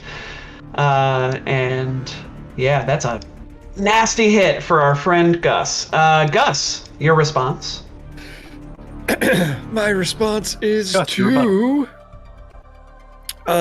hold out my mechanical arm to the side, and you see this like liquid metal pour out of all of the crevices and nooks and crannies, and sort of spiral into a mining pick shape. And then he is going to attempt to bring it down on this definitely not old lady. I mean, she might be old. She's Might just be not old. a lady. Definitely not a lady. Exactly. Hey, Gus, that was a weird thing that you just did there. But I miss. You did miss, sadly. That is a 7 on the attack roll. Versus EAC, still pretty nice, but still pretty low. Gus, that was a weird ability. What are you? What I'm a class are you? nanosite. I'm chock full of, very, very tiny machines. They tend to live in my arm, but they're making their way through the rest of my body. It's fine. It's fine. Yeah. It doesn't keep him up at night at all. Certainly not. Sometimes objects just disappear while I'm sleeping. So small editor's note. I looked in chat and Cosmic Crit Patrick said WTF after Gus pulled the pickaxe out of his very being, and I was like, oh yeah, cool. Patrick's impressed with our nanosite, and then he's like, you could put gifs in Roll20 chat because Nick had just put the yep aliens from Sesame Street. Yeah. Yes, you can put GIFs in Roll20. I've never tried it myself, but You have to make sure that so you do a little bracket and then you put an X in it and then a close bracket. Open parens, the image URL, which does have to end in .jpeg, .png, .gif, one of those, and then close parens and just hit enter, and it will put a GIF in Roll20 chat. Wow. We all learned Do not something abuse today. this power. Yes. Whatever other image you like. Definitely do not abuse this power. However, I never abuse this power. Never. no, you don't. No. Gee, thanks, Patrick. Nanosites are regular every day. Gifts are extraordinary. Nanosites are they're so last summer playtest, right? Anyhow, it is Auntie Nuna's turn. Auntie Nuna, what have you got for us? Auntie Nuna heard Gus take a pretty bad hit, so she's going to keep moving. Is it difficult terrain over the hookup between the cab and the rest of the truck? Yeah, we'll say it takes you an extra 5 feet of movement to get over that little cross section there. It's weird. All right. So she alarmingly just kind of goes overs the rig back there, and she shouts over to Gus. Gus, you're a big boy. I know you'll be all right. And so you get an inspiring boost. Enjoy. Oh yeah. Any attack made. You gain a number of stamina points equal to twice my envoy level, so 2 plus my charisma modifier, which is 2, so get 4 stamina points back. Yay! That just keep me on my feet. Thank you, Auntie Nuna. I'm a good boy. Yeah, so Oh, Liz, boy. look forward to having to come up with an encouraging thing to say once per round as an envoy. I remember this the last time I played an envoy, and it was not easy then either. But Yeah. We can only benefit from it once until we do a 10-minute rest, I think. So Yep. Yeah, That's but there's others. true. Yeah, there'll be other people that need inspiration. And oh boy, if she becomes a battle leader, then she gets even more inspiration. Anyhow, Auntie Nuna is done, so that moves us on to Catch. Catch, what are you gonna do? Catch from down there, kind of gets his weapon out from underneath him that he fell down on, kicks the stand open and takes aim at this goblin over here. And over here. I apologize if you guys can hear the dog in the background. They just woke up. nope. Cannot hear. Oh, thank God.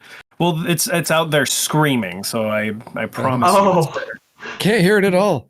And for those listening and not viewing, it I believe is the goblin on the north side of the trailer. The one that Yeah, the we one keep on that seems forgetting to be loading up some stuff. Look, I would have gotten there, but So I'm the only healer in the group. oh no, you're good. You do what you're doing. Catch uses, like I said, for the record, uses their move action to stabilize their heavy weapon with the tripod, and standard action to fire that goblin. Oh, yes. nice. 18 to hit Nice. EAC for 7 damage. And that's fire damage. That is fire damage. Fire or cold is the cool thing on. I see you've dubbed your weapon Icy Hot. Yeah, we're calling it Icy Hot for now. All right. It's a modal weapon. It can switch between fire or cold as a move action. That's nice. So yeah, you've just got it set to 1 Yeah. by default. So Ketch, tell me how you end this goblin in a single shot. Oh boy. Ketch from down there kind of looks down the sight, and he just says, "Wrong move," and just puts it right in this goblin's face, just laser right in the face. Excellent. That goblin falls dead to the street once again. There is only one goblin remaining, and Do you let out like a feral whoop, Catch? a feral. I just imagine him going, woo! Yeah. That's what I'm talking Cheering about. when he gets a headshot. Mhm. Oh, Yeah. cool.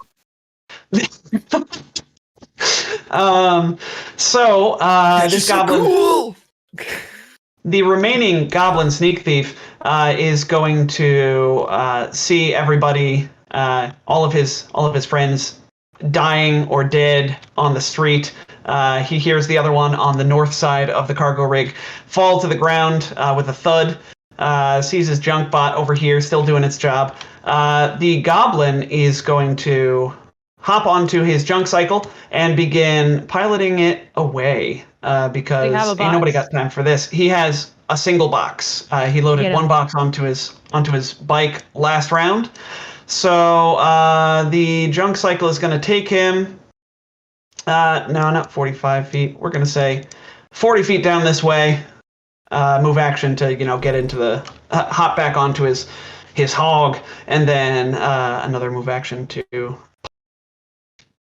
So that is the goblin sneak thief's turn. Sloan Rider.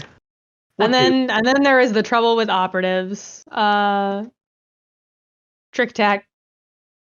Did you move through this bot's threatened area? Oh, there's a bot in my. No.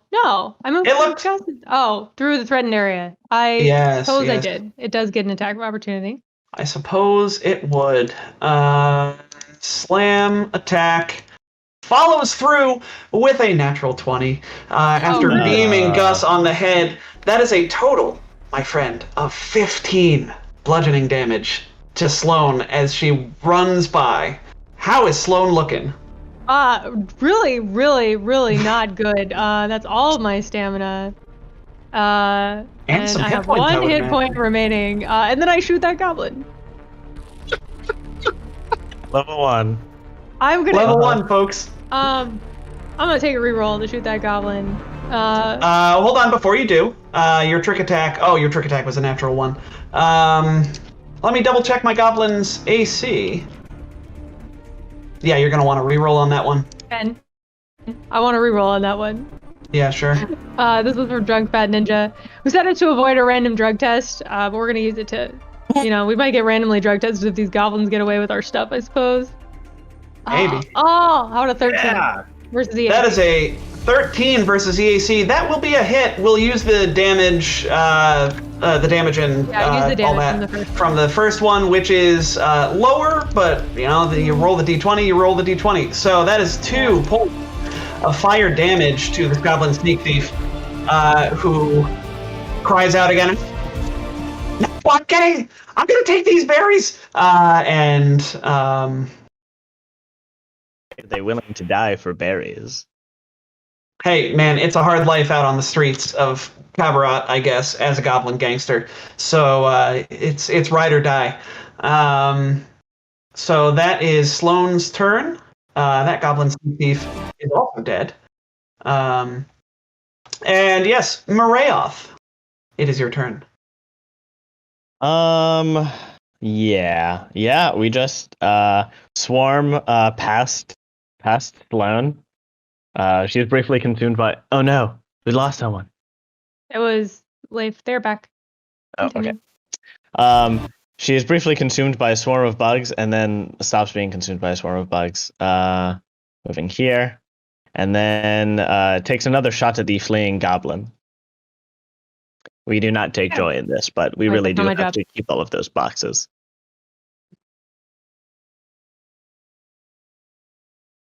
We do. All right. We need those boxes. Yeah. 14 will hit for 2 cold and electric. Oh man, you opened up so strong with the damage rolls, and now you all are just nickel and diming this last goblin. As the goblin, took some fire damage from Sloane in one shoulder, took another cold and electric shot from Marayoth in the other shoulder, but steely gaze, looking forward, manages to keep a hold on the bike and is still up. Like that Urukai from Two Towers that just yes, exactly like ramparts. that. Bring him down, Marayoth! Bring him down. So Junkbot Decoy is going to take a turn. This Junkbot Decoy, man, I swear. MVP. This Junkbot Decoy is going to take another swing at Gus. Oh, good. Thank goodness. With Stay away a from me, a 25 to hit KAC. If only we were playing in Pathfinder 2, where I would crit on a 10+. So anyway, that is 9.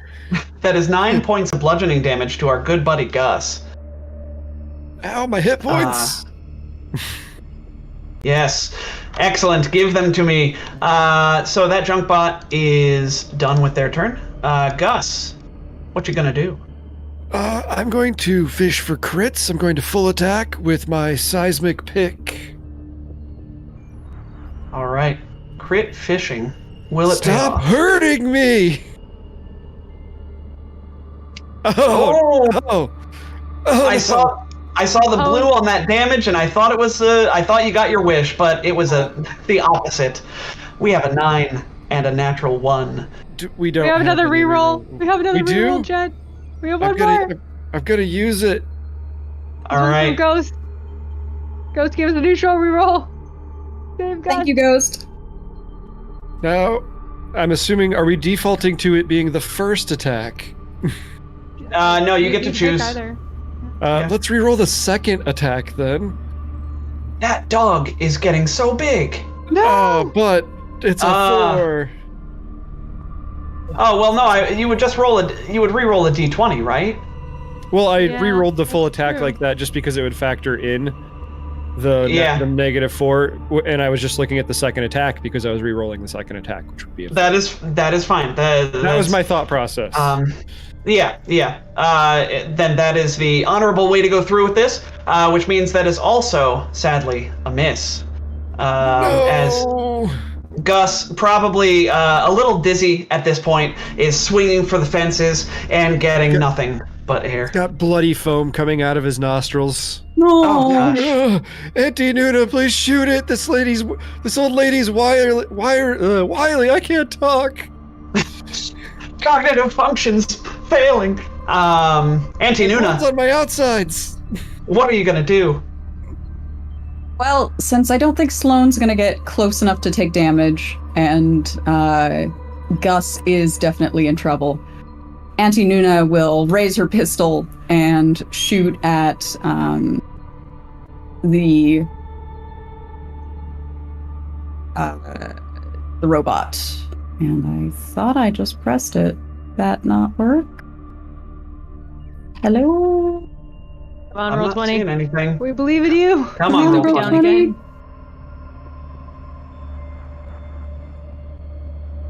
Found We can out do this roll after 20. the It's the show full- on Thursday. It's the full attack thing. Oh, gosh darn it. I always forget that. Oh, I see. Yep. Ooh, a 15. Yeah, versus 50 the junk bot. for one damage. Level 1, friends. That is gonna happen a lot in this book, I imagine. As Auntie Nuna. yes, Gus, you hear a little plink, and the junk bot sort of twitches a little bit as a bullet goes center mass in its chest. Auntie Nuna landing a good shot. Not that powerful though, for 1 damage. Do you have anything that you want to do with your move action, Antinuna? One of her hands takes out a Mark 1 serum of healing. That's a good idea. Probably helpful at this point. 4 hands. You should just have 2 of them holding healing serums at all times. What else do you use them with? Chucking them like grenades. Yeah. Ha! Aha! Ketch, it is your turn, my friend. Oh man, Catch weighs the options for a split second. Money, Gus, or probably more like money, guy just met, and takes a shot at the goblin driving away. Thank you, much appreciated. Kind of like has to like squint a little bit because they're outside of my first range increment. But like kind of squints, grips the handle just a little bit tighter, and like flicks a little switch on the side as a move action, and then fires. And take the reroll if we have it. We do. Butstubble gave us another one. Oh yay! Can't be having the team with no rerolls. Yeah, there we go. Oh, look at that! An 18 on the die on that reroll. Butstubble, you just saved these people some money because that 18 on the die would have hit even if you had a -7 to this attack roll. So 6 fire damage pounds into the back of this goblin, and the goblin finally drops dead, tumbling off of its junk cycle as it, makes the maneuver down that alleyway. You all know for a fact it would have been very difficult to track that goblin if it had gotten any further. So this was a crack shot. Goblin tumbles off of its junk cycle. The crate of crack shot Numi, yeah. All right, I can't hear the word crack shot without saying Numi at the end of it. It is a thing, yeah. Name a better duo, I dare you. The crate tumbles to the ground, but does not burst open, thankfully. But we are not out of this fight yet. That goblin is dead, but it is still Sloane's turn because we have a rampaging junkbot at this point. As you all hear sirens in the distance. Heckin' junkbot. All right, trick attack. I should just turn off the full attack thing. No, I'm not. Yeah. As an operative, Yes. You can just turn that off. Yes, absolutely. Take Oh that. my 8 God. 8 points of fire damage and flat-footed if it's still alive. Woof. Yes, it is flat-footed to this attack. Oh yes, flat-footed to this attack. I should put that in the macro. Indeed. That's okay. It's easy to forget when you've been playing at high levels. But yeah, not that you needed it. With a 22 on the attack roll, 8 points of fire damage, slamming this junkbot. The junkbot starts to, like steam starts popping out of various crevices that are opening up in its chassis, and it's not looking good. And as part of that trick attack, let's see, how far am I? Oh, I'm at 25. I'll stay here. Actually, I'll move a little bit. Oh, that's a short range on that illuminator pistol. It is. That's why it's so great, I think. Yeah, the damage die. I'll D6 move down on this way a level little 1 bit, would be nice. so that I don't have to do a minus on my next one. It's not going to matter on a 22, but. All right, excellent. So, top of the round, those sirens seem to be getting closer. Marayoth, what do? Marayoth is sad about shooting the goblins, but feels justified in this case. Whirls around and shoots that robot, which they feel less, fewer compunctions about, since it seems to not be very smart. I'll just take a full attack. All right. Oh, Ooh. nice. Dang. 2 parallel bolts from 2 different parts of the swarm shoot out towards the robot and hit it on like the forehead and the left leg. Excellent. So you hit it on the forehead, and the light behind its eyes seems to just go out, and then you shoot it in the leg, and the leg swings out from underneath it, and the junkbot promptly falls over, destroyed. And Victory. we are out of combat. I'm just gonna sit for a second. This one stumbles back to the truck, Sloan, you look bleeding from a wounded. gut wound. Oh gosh. Slide. I feel like Gus, as wounded as he is, we'd probably do that we're beat up and leaning on each other thing. Like one arm around you, just kind of like half dragging you, half using you as support. You're like, oh god, Captain, that sucked so much. Why was that old lady so mean? Ketch kind of walks up with one of his hands in his pockets with the gun over his shoulder, and he's just like, wow, you guys look pretty bad.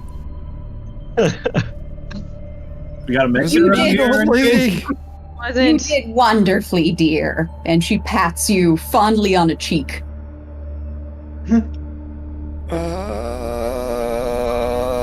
Is anyone trained in first aid? We are not. Oh, this would be a fantastic moment to realize that none of you are trained in medicine. Make my dreams come true, friends. I Operative envoy? Uh-oh. Ketch looks like he might know what he's doing, but he doesn't have a first aid kit on him. Fly, dear. yeah. And No Auntie medicine. Nuna hands you that serum of healing. Oh, thanks, Auntie. Let's roll a d8 for that. And then we could we take a 10-minute rest. Yeah.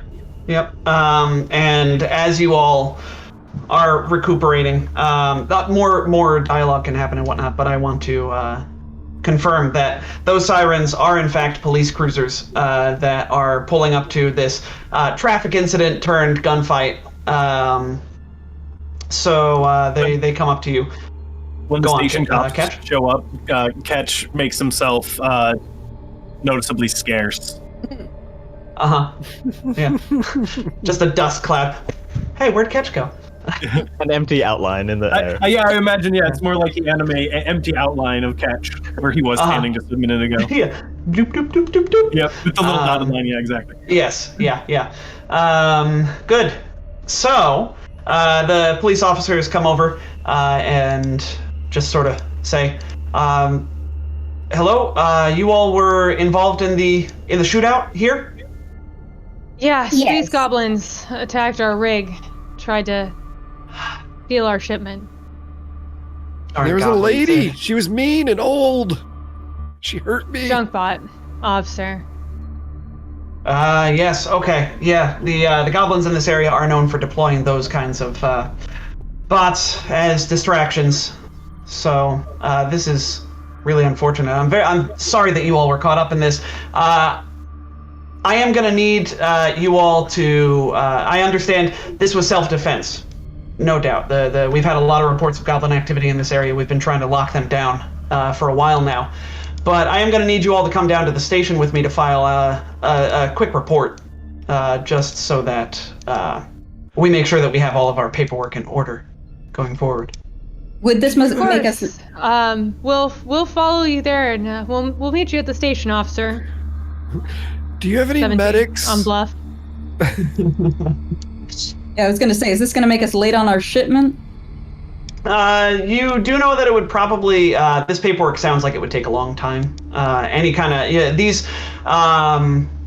stepping outside of the narrative real quick, one thing that I forgot to mention about these yarrow berries is that they are a perishable good, which means you have a certain window in which to deliver them in order to receive the full price, as, makes sense with perishable goods.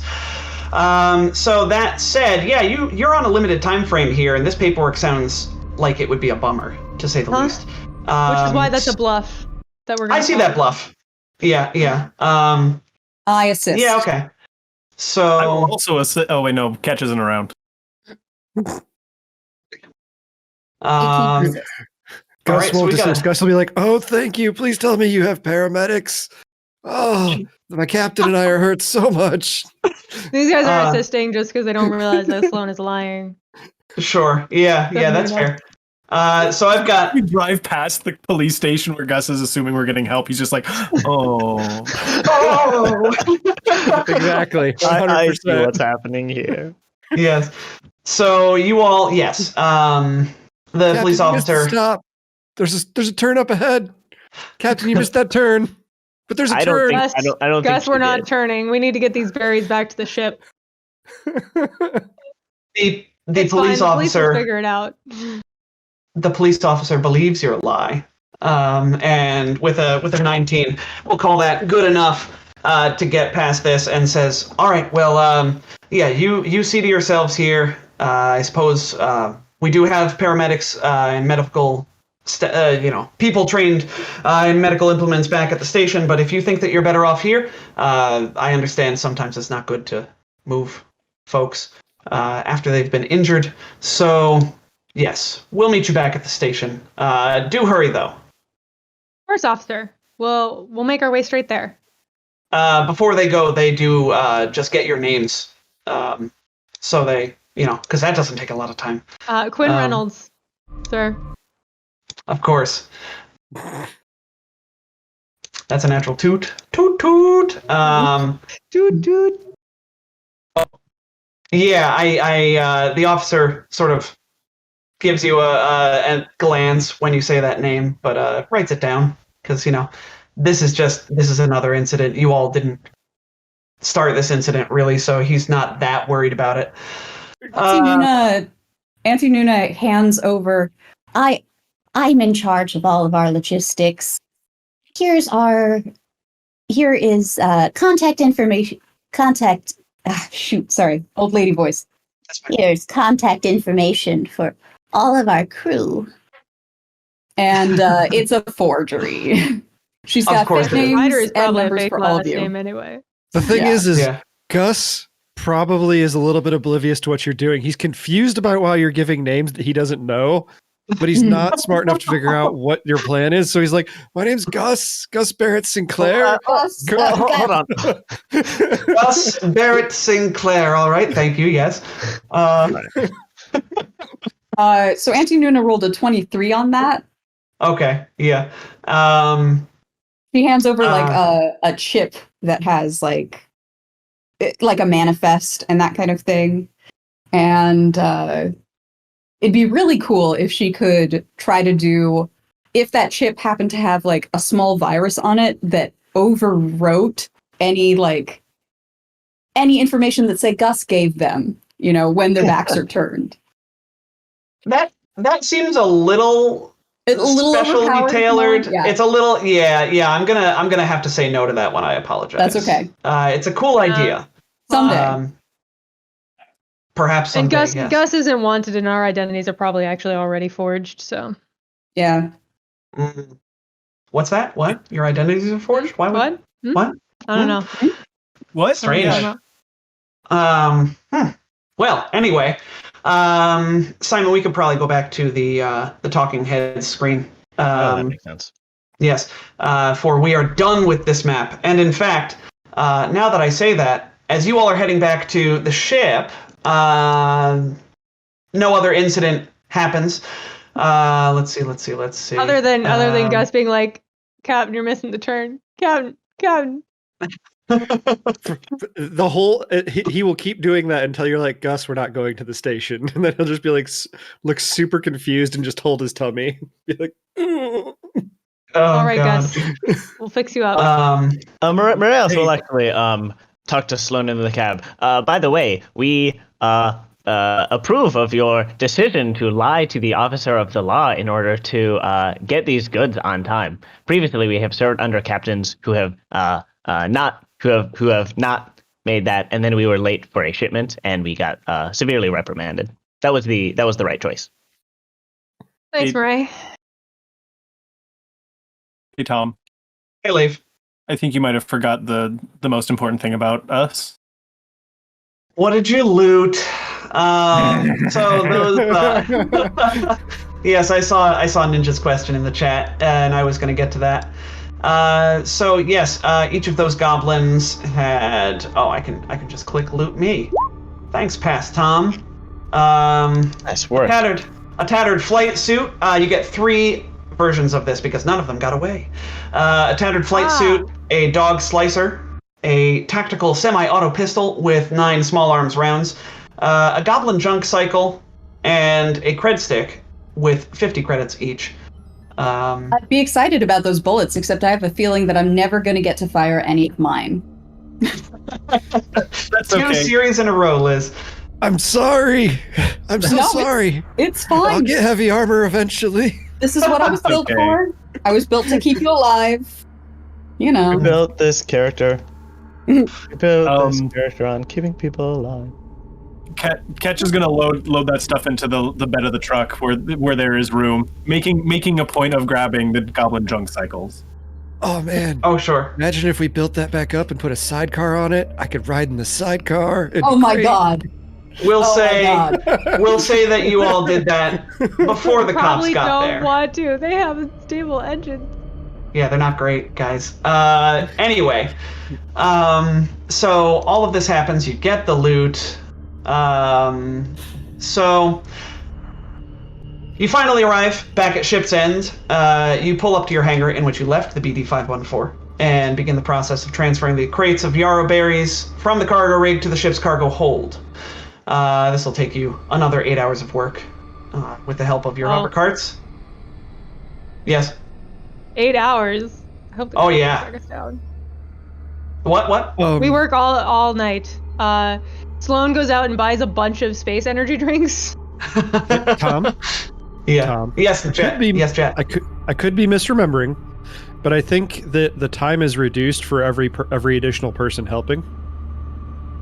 Oh, it's already been reduced, my friend. It would normally take you 24 hours to move all of these crates Oh, without the help of okay, your hover okay. carts. Oh wow. All right. Thank you. Of course. Yes, I'll double check my math because I did prepare this particular section like a month ago. However, I know that I remember doing the math already, just Two because. kinds of GMs, folks. Gus probably does not drink Red Bull. It has taurine in it. That's a little bit weird. Probably also doesn't eat beef. No, Gus is a vegetarian. So Sloan grabs a case of regular energy drinks for the rest of the crew and like vegan energy drinks specifically for. So you all take an hour to once the cargo rig has been loaded, and in case anybody is wondering about this, the cargo rig does not fit. The flatbed does not fit into the BD-514's cargo bay, because I thought of this as well. I was like, well, why wouldn't you? It doesn't. The AP says because you have to collapse the cargo rig down into, like folds up to make space for it in your hangar. So, yes. Otherwise, it's very convenient until you need to, it would be much more convenient to just get a bigger ship to put it in, don't you think? However, EdgeCorp's not worried about that. That would cost more money. So, it takes an hour to get through traffic control, get into the departure, lane, so to speak, and reach orbit. From here, that is a tale for after break, because looking at the clock, we are perfectly on for our normal break time. So, let's say we take a 15-minute break today. Yay! Yeah. All right. So that puts us back here. Let's call it an even 15 after the hour, because it's practically 1:59 my time anyway. So 15 minutes after the hour. We will see you all. Hope you've enjoyed it so far, and don't go anywhere.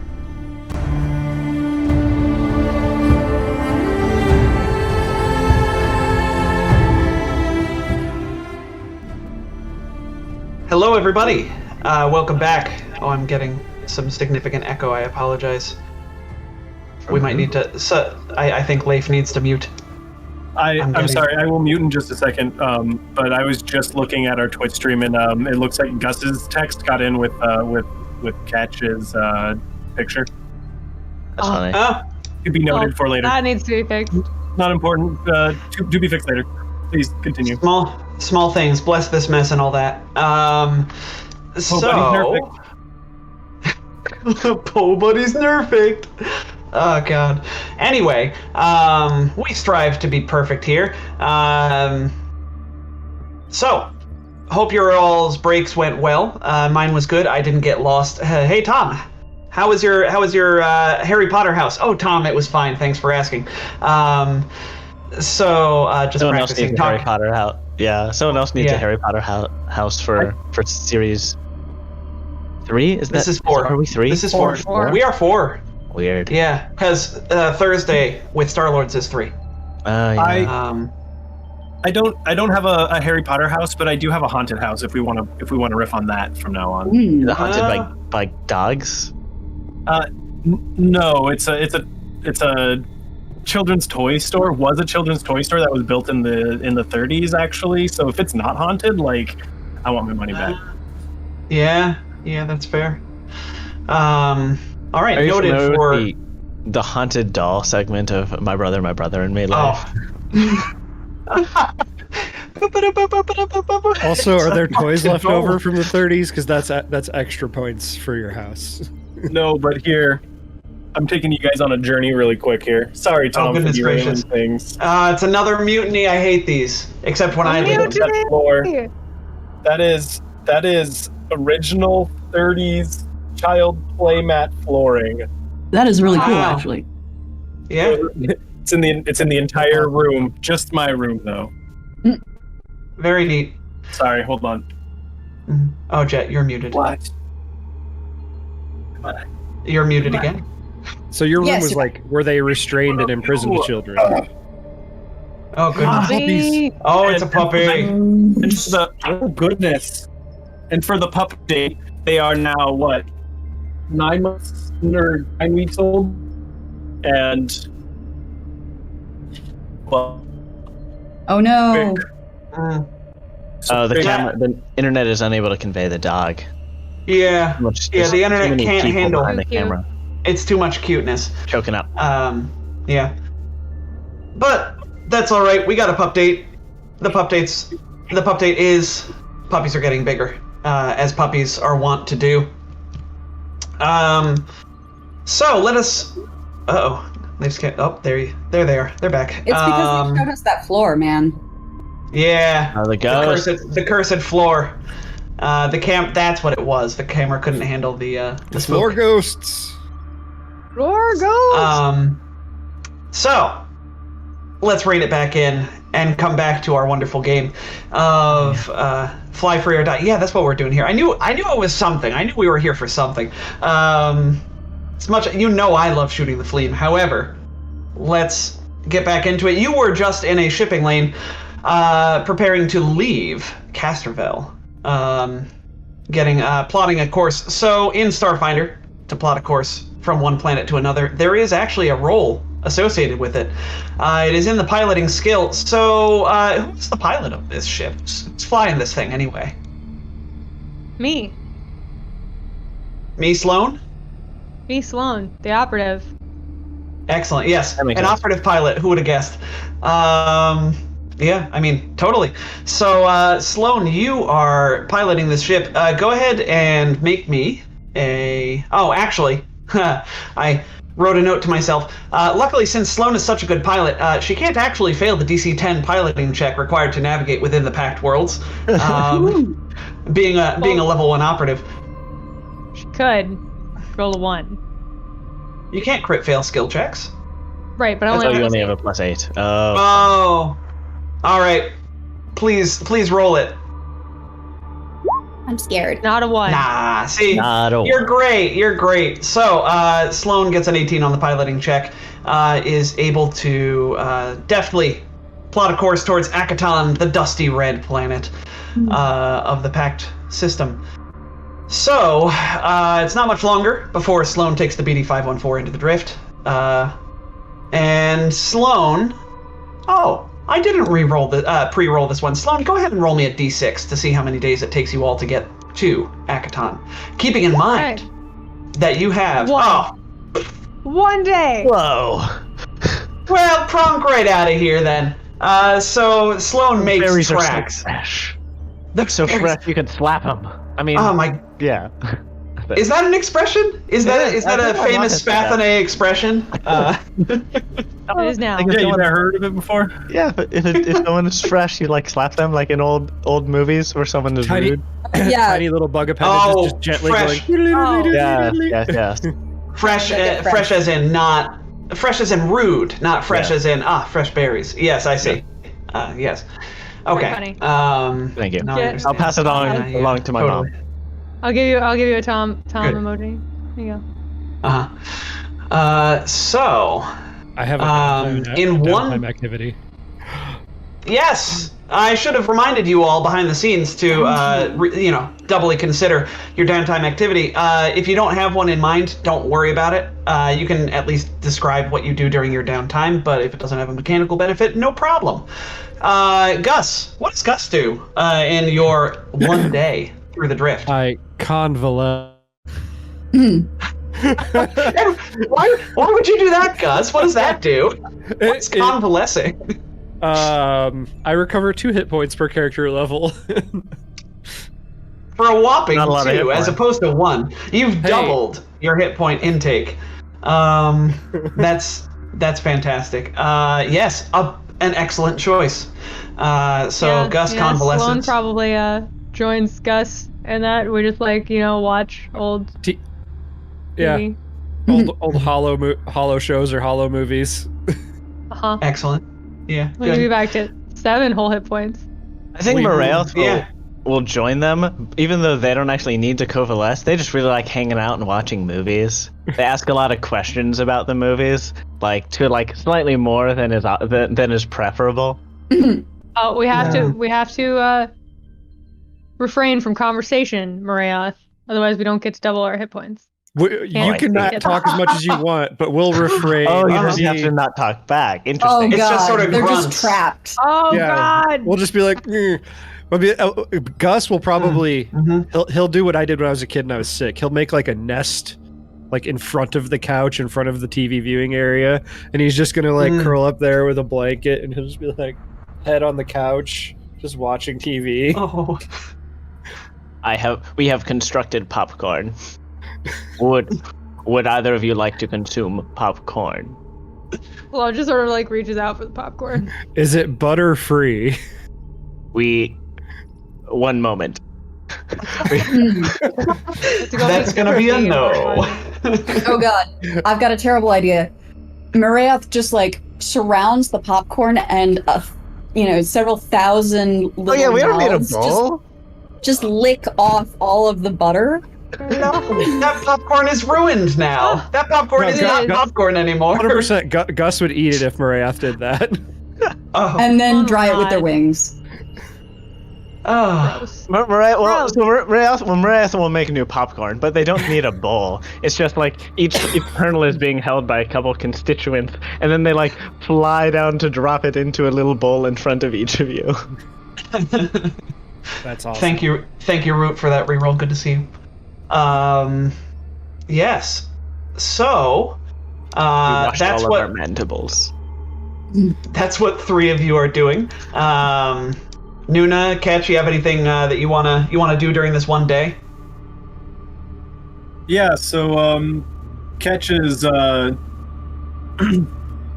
probably familiarizing himself with the engine room and bridge of the ship. But then if anybody's looking for him, he's noticeably missing. You can find him in the engine room tinkering with that new weapon that he was given.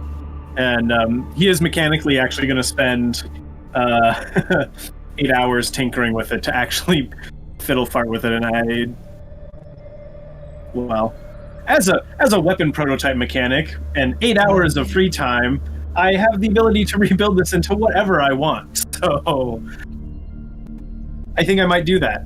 A drill just turns into a huge laser cannon. That makes sense. Pretty much.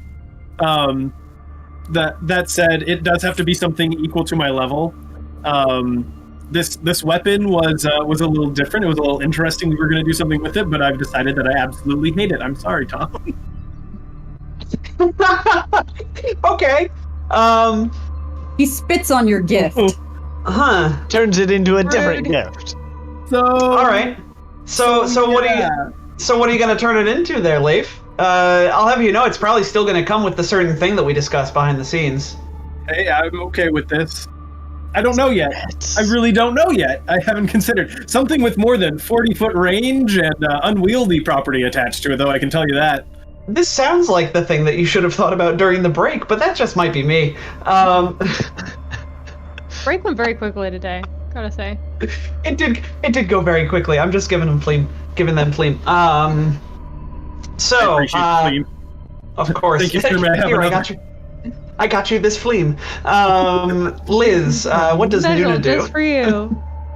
Auntie Nuna spends lots and lots of time. She's got this very complex spreadsheet set up.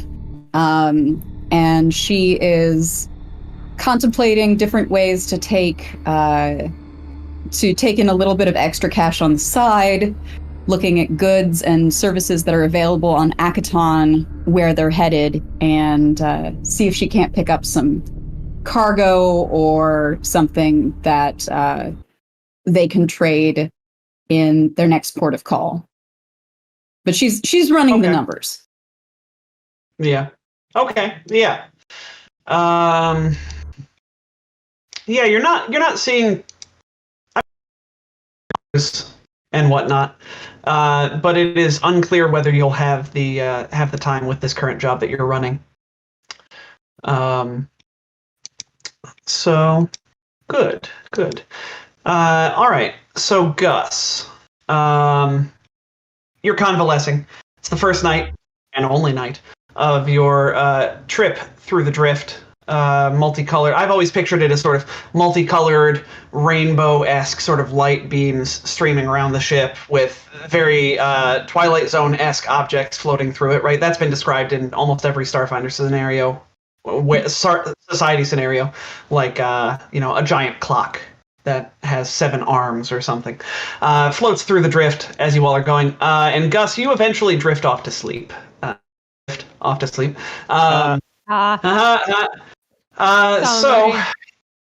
Yeah.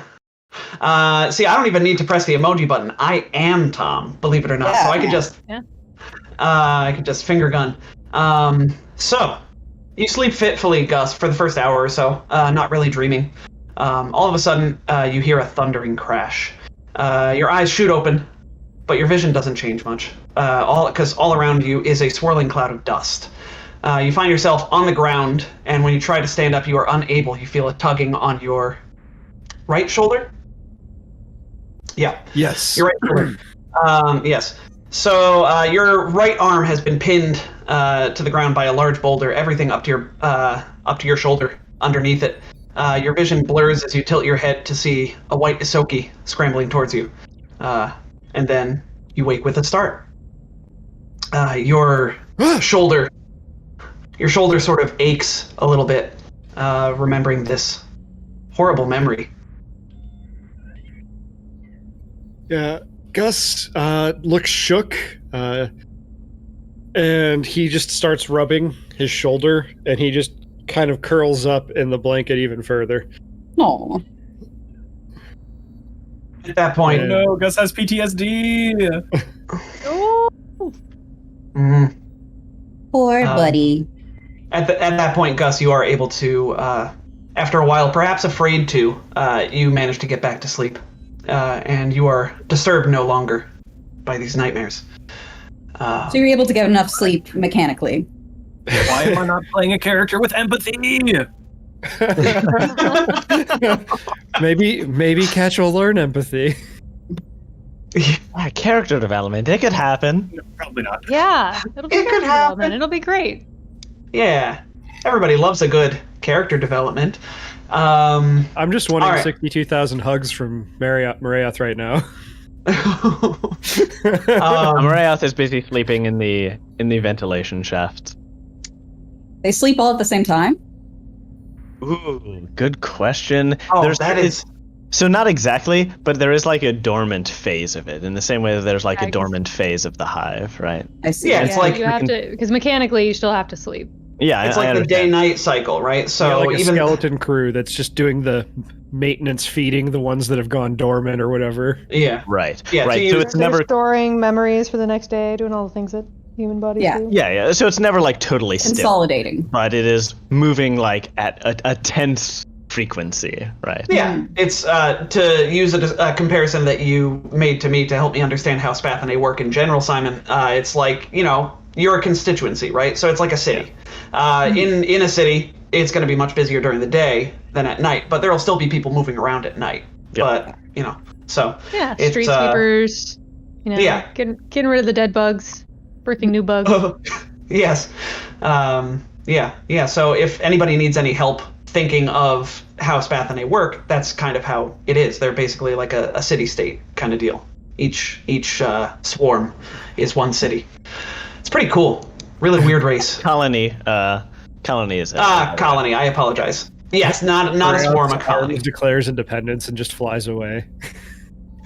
They're like pseudopods, not arms, because you're not humanoid, but yeah. Yeah. Wouldn't that be crazy? In their lore, they have been known to split into multiple entities.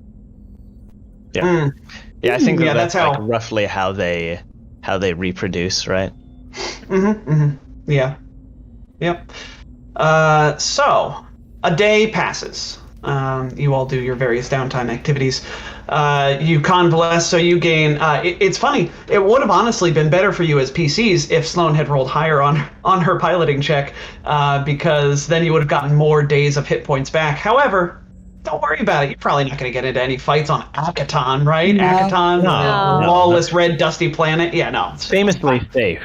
Famously. Oh yes. Everybody loves Akaton. Very friendly people. We got some credits. After we got beat goblin up. stuff and buy some more healing serums. It's fine. Well, I was also going to say, after we got beat up, I'd be like, does anybody know first aid? At least 50% of the crew is supposed to be certified. It's right here. It's right here in the ship's safety binder. He actually has a binder. Let me see that binder, Gus. In my experience, management does not actually check most of the pages of that binder. The One takes the binder, takes Our a large tip black marker and just crosses out that line. There, fixed it. I don't think that works. We are convinced. That's totally how it works, Gus. But is anyone certified? We got beat up real bad. Oh my gosh. So does this is a great question. Who on this team is trained in medicine? Nobody. Catch. Oh, hey. Catches. We need to get him a learned medicine kit. on the mean streets. Yeah. Yeah, that makes sense. All right, so you all Ketch has professed that he does not have a med kit, correct? So Correct. so you got somebody with medical know-how, but no med kit, which also seems to bypass company bylines, one would think. However, yeah, they're definitely. Yeah, there's why a doesn't our spot. ship have a med kit? Edge cord. There's a spot on the wall. It's painted off in yellow and black, alternating colors. It's where the med kit goes. It's also where the fire extinguisher is supposed to go, and it's not there. Yes, management usually does not check those. One can often save credits by neglecting to purchase emergency supplies.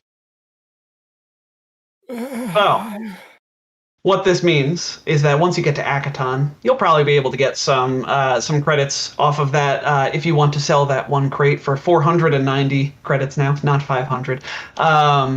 And out of that, you can do it with what you do with what you want. Can Catch sleight of hand some like packing peanuts into the bottom to round out what he's been eating out of it? No. Damn. Gus eats packing peanuts. Oh, this batch tastes bad. These ones have gone all white and scrunchy. And S-shaped.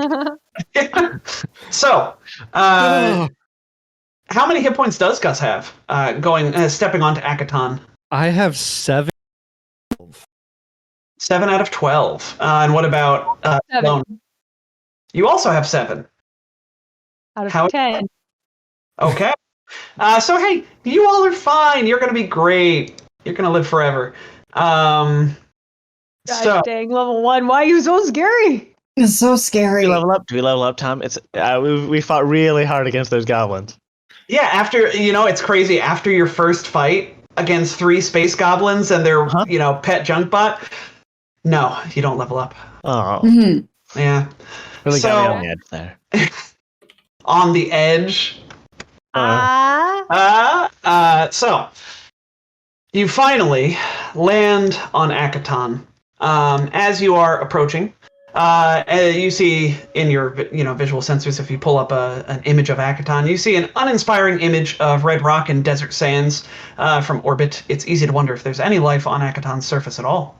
But as always, appearances can be deceiving. The people who live on Akaton will be certain to remind you that they are very much alive, if a little dried up from the scorching heat of their dying planet.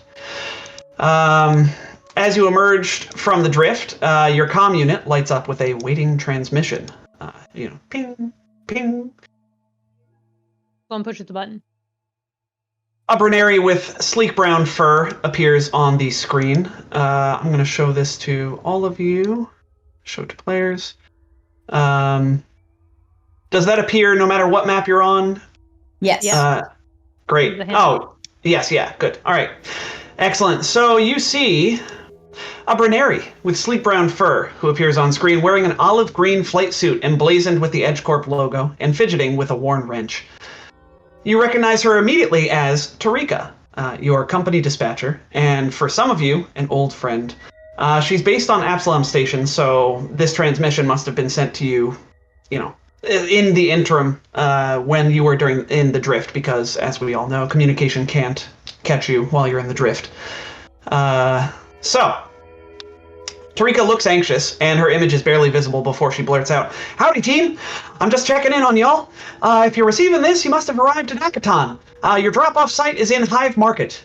Now, you can't miss that place. Just look for the biggest damn mountain on the entire planet. That'll be Ka, the pillar of the sky, and Hive Market is around its bottom. There's a business fair called Ka Imports, and Siski, the manager, is your contact. You can collect payment from her and maybe get a nice little bonus for a rapid delivery. Now, be careful on that dust bowl of a world, though. There's no real law in Akaton, and the desert is no place to go exploring. I'm looking for your next job, and I'll send you a transmission when I have something for you. If you haven't heard from me by the time you're done on Akaton, just come on into Absalom Station, and we'll rendezvous there." And then there's a second. Remember, this is not a live transmission. So this is just a pre-recorded message. There's a second little pinging, and it is the pre-message is, this is for Ketch. This is addressed to Ketch in particular. So if it is directed to Ketch, when he opens it up, it'll say, "Ketch, I hope you're doing well and things went smoothly with your pickup. You'll have to tell me all about your first job over drinks the next time we catch up." See what I did there? All right, you take care of yourself now. She brandishes her wrench at the camera as she adds, "And seriously, watch out on Akaton. There's plenty of folks who'd sell your hide for a bent cred stick if you wind up in the wrong alley." The communication blinks out. So that is Tarika. Ketch records just a tiny little message to send back to her, and just kind of, I won't elucidate on it here, but yeah. He's trying to keep in touch with her. Aw. She seems like a big sweetie.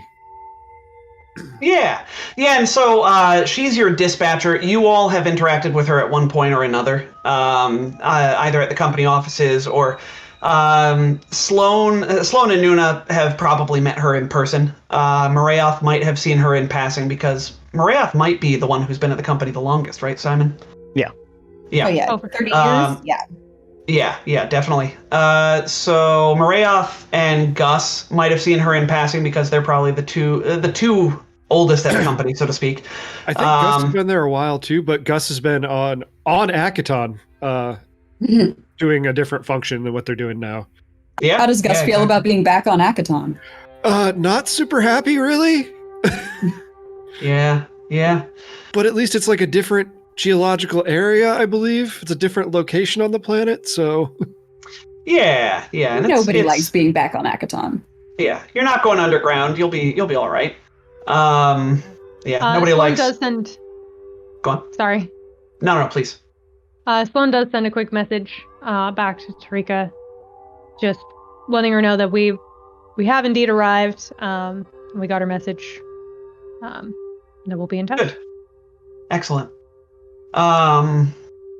So now that we're on Akaton, or orbiting it, why doesn't everyone give me a culture check to see what you know about Akaton? Oh boy. You may even take 20. So why don't you just, because you have an onboard computer system that has data chips on the Packed Worlds and all that, but you also have access to the Infosphere. I hear a 26. Do I have higher than a 26? 28. 28. Oh, dang! And reduce the DC by 5 to recall knowledge about black market locations, known smugglers, and notorious space pirates. Yeah, I get to reduce my DC about oh goodness. Simon, what was the Street Rats DC reductions? Man, I don't know that offhand. I wrote it down. Street rat stuff. You were I pulling believe it out they're for- every single time a culture trek came up with Lasco. I just assumed you knew. No. I Didn't don't pull remember that either. off. I got it. Give me 2 seconds here. So I just rolled the I assume a die. 28 is probably like gonna I get will- it for Local me either laws, way. criminal underworld, rumors, Yeah. official and unofficial power players in the Let area. me stop you all. Let me stop you all here. You have far exceeded the DC that you need to exceed. So you all have very shiny theme bonuses and all that. We don't. However, fine. You all in the general term, not every single one of you. So what you know about Akaton is Akaton is a desert world with thin atmosphere and low gravity. Its economy was based on Thasteron, a fuel used in sublight space travel. When the drift was discovered, Akaton's economy crashed. Akaton is home to the red-skinned humans known as Hilki, Isokis, four-armed Shobads, lizard-like Ikeshtis, and many other species. Passing knowledge about each of these alien races. Hive Market is located at the base of Ka, just like Tarika said, the pillar of the sky, but it also extends through subterranean lava tubes into the mountain itself. When dust storms strike or raiders attack the city, the market's merchants take cover in these tunnels. But that probably won't come up. Don't worry about that. I'm sure those two don't come up Out at of all. bounds. Sure. No. Kulans, the spectral beings, these are Kulans, Khulans. The spectral beings who patrol the Hive Market appear to be ghosts, but are in fact a rare kind of fae. They do not interfere in legitimate business dealings in the bazaar, but protect the market and enact justice on those who break the rules. So they are the closest that you're going to get to any sort of law enforcement in the Hive Market. Agreed. And then Fae as law enforcement. That's how prompt up this planet is. Mm-hmm. At the highest DC, which you all, several of you beat, Kulans are believed to be a slowly dying species. Sometimes they gather deep under Ka, where volcanic temperatures are too extreme for unprotected sapients to travel. So, yeah, that's what you've got on Akaton and specifically around the Hive Market. So, you pilot your ship to the Hive Market, to the Pillar of the Sky. It is, in fact, the biggest damn mountain on Akaton. It's very easy to tell, even from, higher layers of the atmosphere. There seems to be no bureaucratic system or traffic control to challenge you all as you enter Akaton's atmosphere. Indeed, landing facilities by the Hive Market. You just need to claim a piece of desert outside the walls, as it seems so many others have, creating a myriad assortment of different ships littering the desert surrounding the sandstone walls of the settlement. So, Bruno warned you all that these berries would be no good in 6 days' time. It has taken you a mere 2 days and change to get here to Akaton. What with loading, unloading. Oh yeah, you're golden, right? Totally fine. So you all are in good shape. So you can either load up your rig now and drive it into town, down one of the poorly maintained roads from what passes for a shipyard, which is, again, think like, concert parking on like a grass lawn kind of thing, except it's less grass, more desert. Or you can walk to town, it's not that far, to find Ka Imports, where you will be looking for Siski, the female Asoki manager of the facility, before you load up your truck. It is up to you. Well, let's get this stuff loaded. No one's making 2 trips. Agreed. All right. Roger that, Captain. Lift Gus. from the knees, not from the back, dear. Got that. And like Gus probably still has bandages wrapped around him. Yeah, that was a heck of a fight. Love getting a crit off in the first fight. That feels good as the GM. So, you all spend the requisite 8 hours to load up your truck and get those berries loaded, and then you head into town, the Hive Market. A quick search on the infosphere gets you a map. It's not that difficult, and along with the address to Ka Imports. So, what now? Icon maps on our comm units. Yes. So beyond the walls of this imposing, well, sort of imposing. It's the only thing for miles out here. Beyond the walls of the market, market stalls of every imaginable color, with all manner of strange symbols, crowd each other along haphazard pedestrian paths and a few narrow roads. Amid all the colorful chaos stand dozens of permanent buildings, most made of the same sandstone as the settlement's walls. Upon entering through the gate, the open gate to Hive Market, you can set about navigating through the twisting streets of this enormous bazaar. It's really going to be a little more difficult in your truck, but that was going to have to happen one way or another. So you enter the crush of people milling through the streets of the open market. You see many different people milling about. A large portion are Hilki, again, humans with crimson skin, while the runner-up in terms of population density is definitely the Isoki. There are a handful of Ikeshti around as well, small lizard-like creature, red scales. One seems to be haggling with a grizzled Vesk with an eye patch standing in front of a wall of fine-looking silks. Strange sight of note as you pass through the crowds are what appear to be spectral figures with glossy eyes and whose bodies trail away into nothingness below the waist. These creatures float slightly above the rest of the crowd, keeping a watchful eye over the proceedings with their unblinking eyes. They do, in fact, look like... show to players. The Kulan, which you all recalled knowledge on before. It's like a weird like a baby mix face. between Nosferatu and a swamp thing, and but with super kawaii anime eye. Yeah, with a filter on.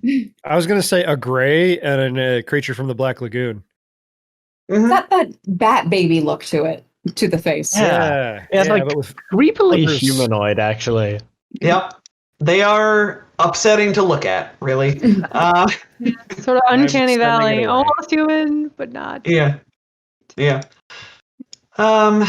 So, you all eventually arrive at Ka Imports, which is a large, square, 3-story building made of local sandstone with oval windows. There's wide double door up front. The building's metal parts long ago rusted over, which you notice as you pull up to the building. As you arrive, a handful of Hilki construction workers lower to the ground a neon blue sign that reads Ka Imports. A new sign that reads Ichihara Imports leans against the building, presumably ready to take the original's place. A glance through the large oval windows shows that the building inside is indeed dark, presumably closed. What do you do? Doesn't bode well. Someone will swing down from the truck. Excuse me. Said one of the construction workers. One of them turns around. Yes? We're looking for Ka Imports. What happened? I wouldn't know anything about that. I'm just a contractor, but you could try around back. There's an office around the back that maybe somebody might be in there. I don't know. They come and go. The new people. He thumbs at the Ichihara Holdings or Ichihara Imports sign. And why don't go on? Ichihara. No, what were you gonna say? Ichihara, yes. Why doesn't everybody make me a culture check? I'm gonna make that culture check. Oh yeah. Apparently, Ketch is cultured. That's a Catches. Yeah. nat 20. Yeah, nat 20. So, Nuna, Catch, Sloan, and Gus. Let's see. Oh yeah. This was a DC 10. You know that Ichihara Holdings is a well-known corporation in the Pact Worlds, and everybody, in fact, also knows, having exceeded this DC by 5, Ichihara is based on Akaton and has ties to the Golden League, a prominent crime syndicate. Ooh. Yes. Mysterious. So, so do you want to go around the back of this building? Yeah, Sloan will thank the construction workers and say, and you three guard the truck. I don't trust this place. Auntie Nuna will come with you. Yeah. Roger that, Captain. You were not one of the three. Just pointing at the boys. Yes, all right. I always forget that there's 5 of us. Pointing I at make the boys, and then half of the bugs go in. Can we make conversation with? No, we don't split up. Can we make conversation with the construction workers? Sure. Just keep an eye on the truck at the same time, okay, Mary? They hate that. I'll tell you right now, they do not. They do not make for good conversation partners. It turns out. Right. Yeah, and Sloan and Nuna will head around the back to find this office. Okay.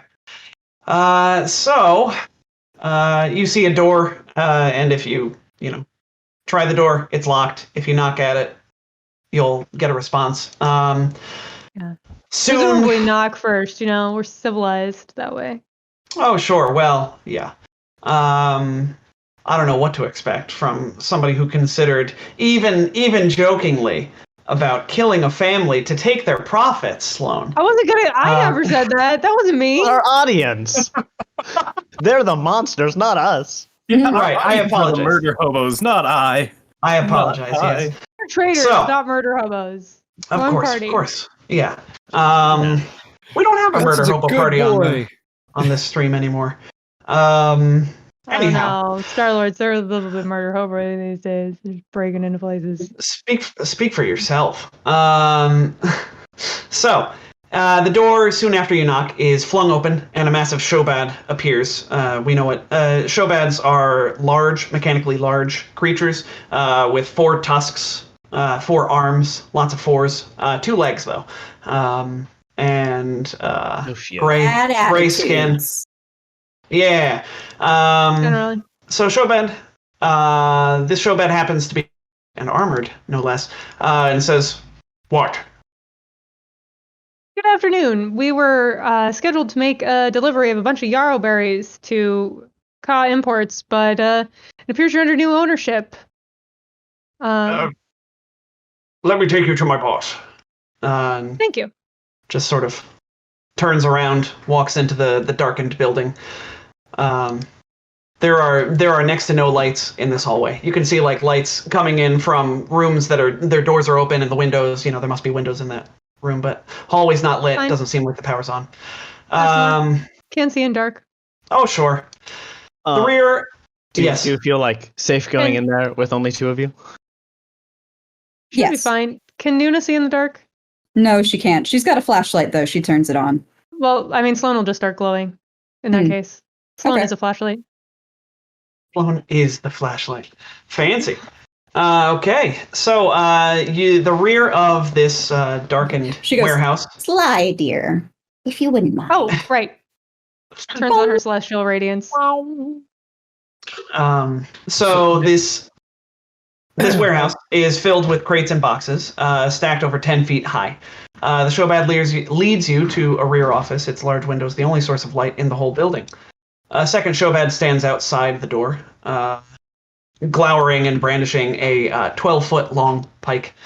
The first Shobad says into the open room, "Miss Ainsley, these people are asking about you."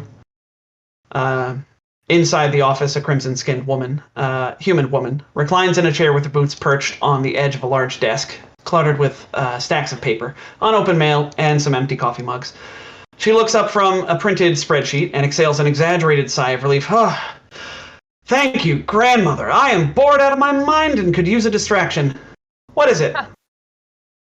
Well, we had a shipment of berries for Cause Imports, but it seems like you're under new management. Maybe you'd be interested in picking it up in their place? Here's the thing. You had a delivery for Ka Imports. This ain't Ka Imports anymore, I'm sorry to tell you. This is Ichihara Imports. And we don't have any such deals. Yeah, fair enough. But these are the freshest yarrow berries you're gonna get on Akaton. Straight in from Castrovel. Got them here overnight. Tell you what, it's a great deal. Mhm. Why don't you make me a diplomacy check, or Could I use profession smuggler? I'm gonna say no to that one. Diplomacy or bluff. I'm gonna Yeah, use 'cause bluff. it technically wasn't overnight.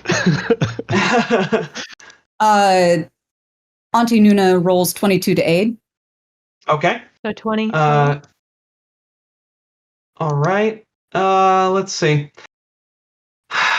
Well, I can take the berries off your hands, but I'm not Siski, and I'm not paying you more than, states 50% of the asking price for the contract. You can take it or leave it. Oh, there's a family back in Castrol who really needs this money to retire. What do you say to 80%? And I'm sure that's a real problem for them, but it ain't my problem. I'm sorry. It's going to be 50%. And Well, consider that a Maybe generous their offer. problem. That's too bad. I'm sure we can find another buyer. Thanks for your time. Sloan will turn to leave. Do the walk away. Good luck. And she, goes back to her things on her table. Oh. Well, All right. head back through the warehouse. Once we're out of earshot. The first Shobad will walk with you, escort you out of the building. Yeah. Sloan's very polite about the whole thing. Oh, sure. Once we're back. Door slams shut behind you as you leave. Well, that didn't go as planned. Never does, my dear. Guess we're gonna have to find another buyer. I don't think Trigo will be very happy if we sell it for half of what it's worth. Nor will the company. No. Or Edge Corp in general will all get drug tested. That'll be a bad day for everybody. Do you report back to the other three of us? Yeah, no, we're having this conversation Yeah. as we're walking back Oh, I see. around the front of the building. Well, I can try and Catch is irate. look into seeing if we've got any contacts in the area, but it's been a while since I've been on Akaton. It's not my favorite. I'm sure It we is can not- find something. It is not a disaster if we only take 50%. We can just downgrade rations to sludge level for a couple months to make up the difference. Ugh. No, we are going to find another buyer. Yes, I'm afraid that's unacceptable, Marioth. Okay. Marioth. Can I rack my brain with my culture? May someone on Yeah. the black market wants these berries? Culture. So here's what's going to happen. You're going to be able to. We're going to dip into the galactic trading rules just a smidge, where you all. Yes, I know. You all are going to get to make a. There's a downtime activity called Find a Buyer. This is Profession Smuggler one of the. Is Profession. It is on the free trader archetype. Okay, then yeah, fine. So you all, there's a downtime activity called Find a Buyer. You're going to spend a day, and this can be any and or all of you, spend a day making connections, making calls, trying to find somebody who can take these berries off your hands. And this is something that you'll do anytime you have goods on your hands and you don't have a buyer lined up. So this is, I say any or all of you can do this. There will be one lead on the check, but then additionally, everybody can just say, I'm helping. And if you do that, Sloan gets, the leader, who I assume is going to be Sloan, will get a +1 to her check. So there's no check to give that +1? No check to aid. It's Cool. just, it's just like, pounding putting feet to pavement and all that, making calls, etc., etc. So, yes, this is the activity that you all are going to have to engage in because you've been left high and dry. No, find buyer does only say merchant. Huh. Rude. That is It's rude. very rude. The free trader Well, will let you have it to smuggler. I feel like a smuggler's a type of merchant, right? Yeah. I am willing to make this allowance because Oh, thank you much. I'm a kind and benevolent GM. Kind yes, and We're a yes. kind of benevolent GM. And this is just a small oversight that both you and I missed before the game started, and I don't think that it's going to break anything because your smuggler skills are very similar to trader skills, just on a more illegal sense. There's a different, slightly different tip. Like, Yeah. my buyers might just be a little bit more sketchy than your average buyer. A little bit more likely to shoot me. Or, you know what? Want to shoot me because something I did before. Yes. I'm a merchant a la Malcolm Reynolds. Yes. Or Han Solo, perhaps. Yes. Han Reynolds. Okay. Well, she did shoot you that one That was gonna be Sloane's name. Oh no. It was a working title. Yes. So, what do we say? We're all, is everybody jumping on board to help Sloane make these calls and so on? Absolutely. Yeah, If anything, I wish- happy about it. Helping, but badly. Like just going up to random people being like, so my captain wants to sell these berries. Oh, that's great. Dear. And it's just So- random people, like kids playing in the street, an old lady that he's helping cross the street. This Like this he's helping Isoki. So you're talking to this one, clutch of Isoki children that are sort of playing with a ball in the street, and this Isoki mother comes over and says, "Come along, children. He's clearly out of his mind. Come on, let's go. Let's go." Don't look at the scary man. Yes, don't look at the scary noir with the cybernetic arm. the bandages, Don't do it. just covered in bandages. Yeah, he's clearly deranged. Okay, so that is 4 aids. So you're going to get a +4 to this check, Sloane. Go ahead and roll me that profession smuggler's check. 20? All right, with a 20. Throughout the day, you do find plenty of folks that are willing to hear you out, but it's very strange. You never get a price better than 40% of what you were initially looking for on this deal. Do we know why? Like, just can we ready to- ask about market conditions? A big company told nobody to buy from us, Yeah. probably. Yeah. Ketch is getting ready to go back and knock some skulls. He's about run out of patience like 3 hours ago. Mhm. All right, so Is this the same day now or a different day? Because it's important because I'll get a hit point back. I totally hear you there. That is a valid concern. Yes, so this takes you the entire day. But it's evening by the time you. Well, really, I mean, it is the next day because you have to get back. You got to get those berries back on the ship, which sucks, but that is part of the job. I mean, that was already like getting them loaded, driving in, driving back, unloading them. That's like a 16-hour day. That's pretty much the whole day. And then the next day was looking for a buyer. So actually, this is like the end of the second day. Yeah. So you know what, Buyers Jet, the you whole get Gus can have two big hit points back. Oh man, big as juice. can Two. as can Sloane's like Sloan. 9. 12. So happy for you both. So, day 3 on Akaton then. Those berries have been in your cargo hold. Well, they have come from the supplier to. This is the 4th day of their existence as a commodity, if you will. It's a strange way to put it, but that's how I'm thinking about it. So, How many days do we have before these berries go bad? 6. So 2 on after the 6th day. So you have 2 full days to find a buyer here. Well, it seems that this new, what was the name of the new place? Ichihara Imports. Seems Ichihara Imports is blocking us out. We need a That- plan. Yes, that is their sort of move. I got a plan for him right here. Is there another city nearby that could possibly afford to purchase the berries? It's going to be a No. long drive, dear. Well, we have a spaceship. Go woo. Yeah, there's just no other place nearby to sell them.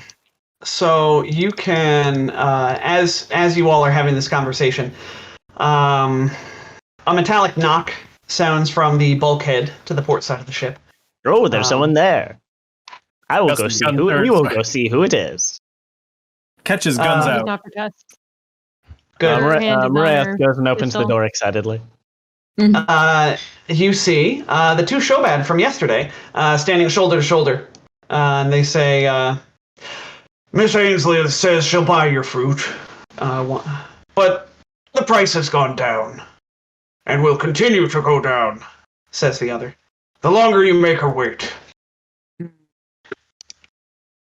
Well, you there are can two tell Miss showbeds here. Ainsley that I see you heard.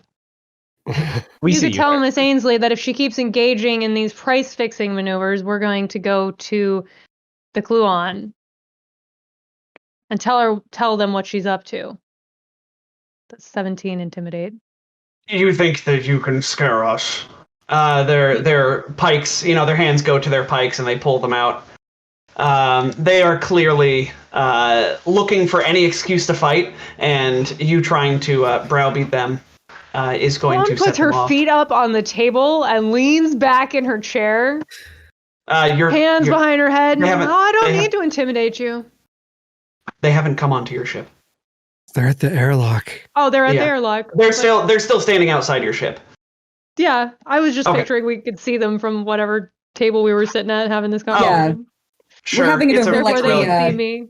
the it's a intercom. relatively small ship. Sure. Oh, I don't feel need like to intimidate you. Your boss will do that for me. Charming smile. Listen, you're gonna come to Miss Ainsley and sell her those berries, or we're going to have a problem. Yeah, you will. A seismic pick starts to grow into Gus's hand.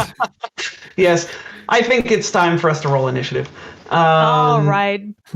Oh, so, Hopefully not hopefully that pick happens before initiative, but probably not. Yes, no, that's fine. Where's there it is. Closed big mouth. This is going to be a theme, by the by. Mm-hmm. Oh yeah. Hey, you have not been that bad. So, Marayoth, everybody can be at the airlock when you came to talk. A few of you could have stepped outside if you want. So Sloane was talking to them, and Marayoth was definitely outside. We'll say they're a bit closer. And I can drag myself well, out here. we were talking through the airlock, I thought. well, they haven't come up to the airlock is the thing. But they knocked on it. How did they knock on it if they didn't come up to it? They took They a knocked step on the back. side of the ship, I thought. Trying to be polite. Because it All right, wouldn't all be a right. very interesting fight if you two if they just stood at the airlock and stabbed inwards with their pikes. Ah, Rhea, not a great initiative roll. I suppose in that Especially case, for their Sloane's probably positioning. out front being a show off. Mm-hmm. Showboating. Yep. All right. Marayoth is also went out to see who it was, so you're probably not inside the ship.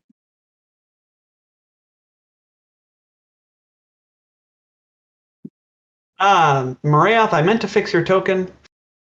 I apologize. All right. As long as I don't Um, take damage, it doesn't matter. And I'm sure it won't happen with this Can you positioning. just hit the Certainly not. initiative button? Oh, gosh dang it. Oh, here, I'll just add you. It's fine. Oh, you of hate to course, that see would be it. So much better. Yeah. Descending. All right. So, we go. This Showbad Enforcer, the blue, is going to Well, I said they had their pikes, so this one's going to take a pike and step up, keeping the two of you in his range.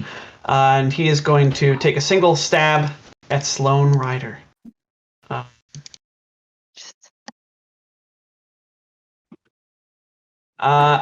You're in luck. That is a natural toot for a total of 11 versus your CAC. Sloane just sort of ducks the pike. You are very lucky. That was max damage on that roll. Oh yes. Yeah. I'm aware. I'm very afraid for my life right now. Yeah. Yep. It really is. Catch. It's your turn. It's gonna die. Yeah. I believe I mentioned Ketch was guns out when they showed up. Yes, you did. Ketch is gonna run out here, having already stabilized his weapon. He's kind of gripping the bipod at the front as like a forward grip, which is allowed by the rules. Thank goodness. I was for a second I was like, oh man, I can't move every time I want to shoot or stabilize every time I want to shoot this thing. But no, I remembered how this actually works. So runs out, and the gun you guys have noticed the gun has had one of the barrels removed. It's looking nothing like what it looked like when he first got his hands on it 4 days ago now. But I'm interested to see what it is. But yeah, it functions as a Bad daddy. artillery laser. Yes. No, I believe that says Bad Daddy, Leif. You're right. It functions as the heavy weapon known as Bad Daddy. Uh-huh. No, that's just what Cat calls it. Unfortunately, it looks like that's a nat 1. Tom, what's going to happen? No! Hey, thank you so much for reminding me, Leif. I have this written down. But it still has that thing. It does, because you haven't been able to quite tinker away with that yet. So, Leif, you are going to take that 3 points of fire damage. Now, I would remind you, you are a tiefling. I was going to say. Yes. However, on the upside. So tieflings have just a buttload of resistances. Resistance 5 fire, cold, and electric, I would say. Yes, that is. It's just bonkers. Same with Azamar, but Azamar have different resistances, like electric, just acid, to make your life hard. Cold or something. Yeah, whatever. Acid, cold, and electricity. Yeah, whatever. It's fine. It's fine. I'll look. I didn't have to do much to bring you down last fight. So resistance is be pronged. So Catch, your gun is going to sort of just flare a little bit as it sort of backfires, and it gets just a little bit more unstable. What this means is your crit fail range is going to expand by 1 until you take a full action to, remedy this situation, in which case you'll reset the crit fail range. So Ketch is aiming down the sights. He's like, all right, I got you now. He pulls the trigger and it flares up like it's about to shoot. And then a capacitor just blows out the side, catching him in the face. Mm-hmm. That was a very strange improvement to make to your gun. It was supposed to do that. Just fantastic. Is cool. Oh, God. I love it. Nuna, it is your turn. All right. Well, Auntie Nuna will take out her weapon and move here-ish. And actually, she can't do that while moving because this is the bad times. This is the bad times. But I let Ketch take out his weapon, and so if you think that Auntie Nuna would have also taken out her weapon, which I think is reasonable. Yeah, I mean she's on Akaton. Yes. She's keeping one eye open. You were not caught by surprise, and these guys seemed like bad news to begin with. So it is reasonable. Thank you. In which case, she's going to fire on blue here with her semi-automatic. Okay. Make it a good one. It's an 8. Ooh, that's an 8 on the attack roll. That's going to be a miss. Not good. decidedly not good. But hey, you know what? That's fine. It's just two large Shobat enforcers with tactical pikes and giant reaction cannons. I'm It's going to be fine, probably. Speaking of fine, this second Shobat Enforcer is going to, seeing that his buddy has you all, sort of locked down with his pike, he's going to instead draw his, let me double check that light reaction cannon. He draws this big light reaction cannon off of his side and is going to fire. He's got a good shot at Sloan or Catch. So even is Sloan, odd is Catch. Catch it is. So Catch, sunlight reaction gun coming at you. That is only a 9 versus your KAC, so that's going to be a whiff. I just as a serial soldier, I'm looking at my single digits health pool, and I'm like, Yep. What has happened? Yeah, that's fun. Well, so far these goons are not shaping up to be very threatening. Sloan. That's okay. Neither are we. Yeah, you know what? Sloan was busy showboating and does not have her gun out. Tumbles away. Okay. 20 feet back here and pulls her gun. And that's Sloan's turn. All right, excellent. Yes, that is a 27 on the acrobatics check. Very nice tumble, very graceful. So yeah, showboating. Operative. Yeah. Yep. Gus Barrett Sinclair. Maybe yells out as a free action. That was a bad choice. Shouldn't have done that. Gus stomps out of the ship, looking around, seeing this, already not liking this show bad, and he walks up to this guy, just stomping. And he's like, "Stay away from my friends!" And he just swings the pick into the Showbad side, hopefully. That is going to provoke an attack of opportunity, regrettably, because this Showbad has... God dang it. Come to think of it, a 15-foot reach with that pike, because they have a natural reach of 10. Hold on. If they have a 15-foot reach, I do need a second yes. check. Yes, or else for the you next will where I move provoke. through, which will be at 2 higher than the last one. Okay, go ahead. Oh no! 14. So good news, Gus. Yeah. Your captain eats this attack instead. I'm generous. Oh, yes. I feel bad. Very captainly. That is a 24 versus Sloan's KAC. Yeah, that hits. For 10 points of piercing damage. 10 piercing damage. That wasn't even max. It'll be a one-episode series. Never have. Great distraction, Captain. I That was so 500 bad. points left, and now I'm far away. It's fine. This is fine. Yeah. Everything's going to be fine. Trust me. We can each take one hit. Don't worry. Yep. All right, Gus. So Gus comes in, shouts at them to leave his friends alone, and then swings with a 10 versus versus EAC because of the Sonic Pike. You have that much movement? Yeah, 40 foot. Nice. Noir are swift. Regrettably, that tactical the KAC or EAC rather is 1 higher than Do we have any plus ones? Roll. Do we have any plus ones? We do have +1. Oh, Is Would it you worth like to- that 4 damage? Yes. You haven't gotten yes. a point of damage on these guys yet. This Yeah, is Fat Ninja. Who said Thank you, this will Ninja. probably help? Stay away from my friends! And I just slam that pike into their side, and then the sonic vibrations just pulse into their organs. Liquefying them. All right, seems that did help. That is a good hit. Your pick sort of digs into the armor of this Showbad, and you feel it catch a little bit. And we are on to Marayoth. Finally, at the end of the round, Moreas was just so excited to meet new friends that they were caught completely off guard by them not being friends at all. However, now that Gus has rushed up and attacked them, Moreas will say, we will help with this. And from point blank, peppers this Shobad with purple telekinetic bolts. Maybe, Get him, depending on what the Maria. Get D20 him. say. No, that's not my job anymore. Well, you have to do all of the get 'em saying. I don't have get 'em yet. Does 11 boy. hit EAC? Yes, it does. Nice. 6 damage. Yeah. About that. Uh-oh. some of this damage seems to shrug off the Shobad.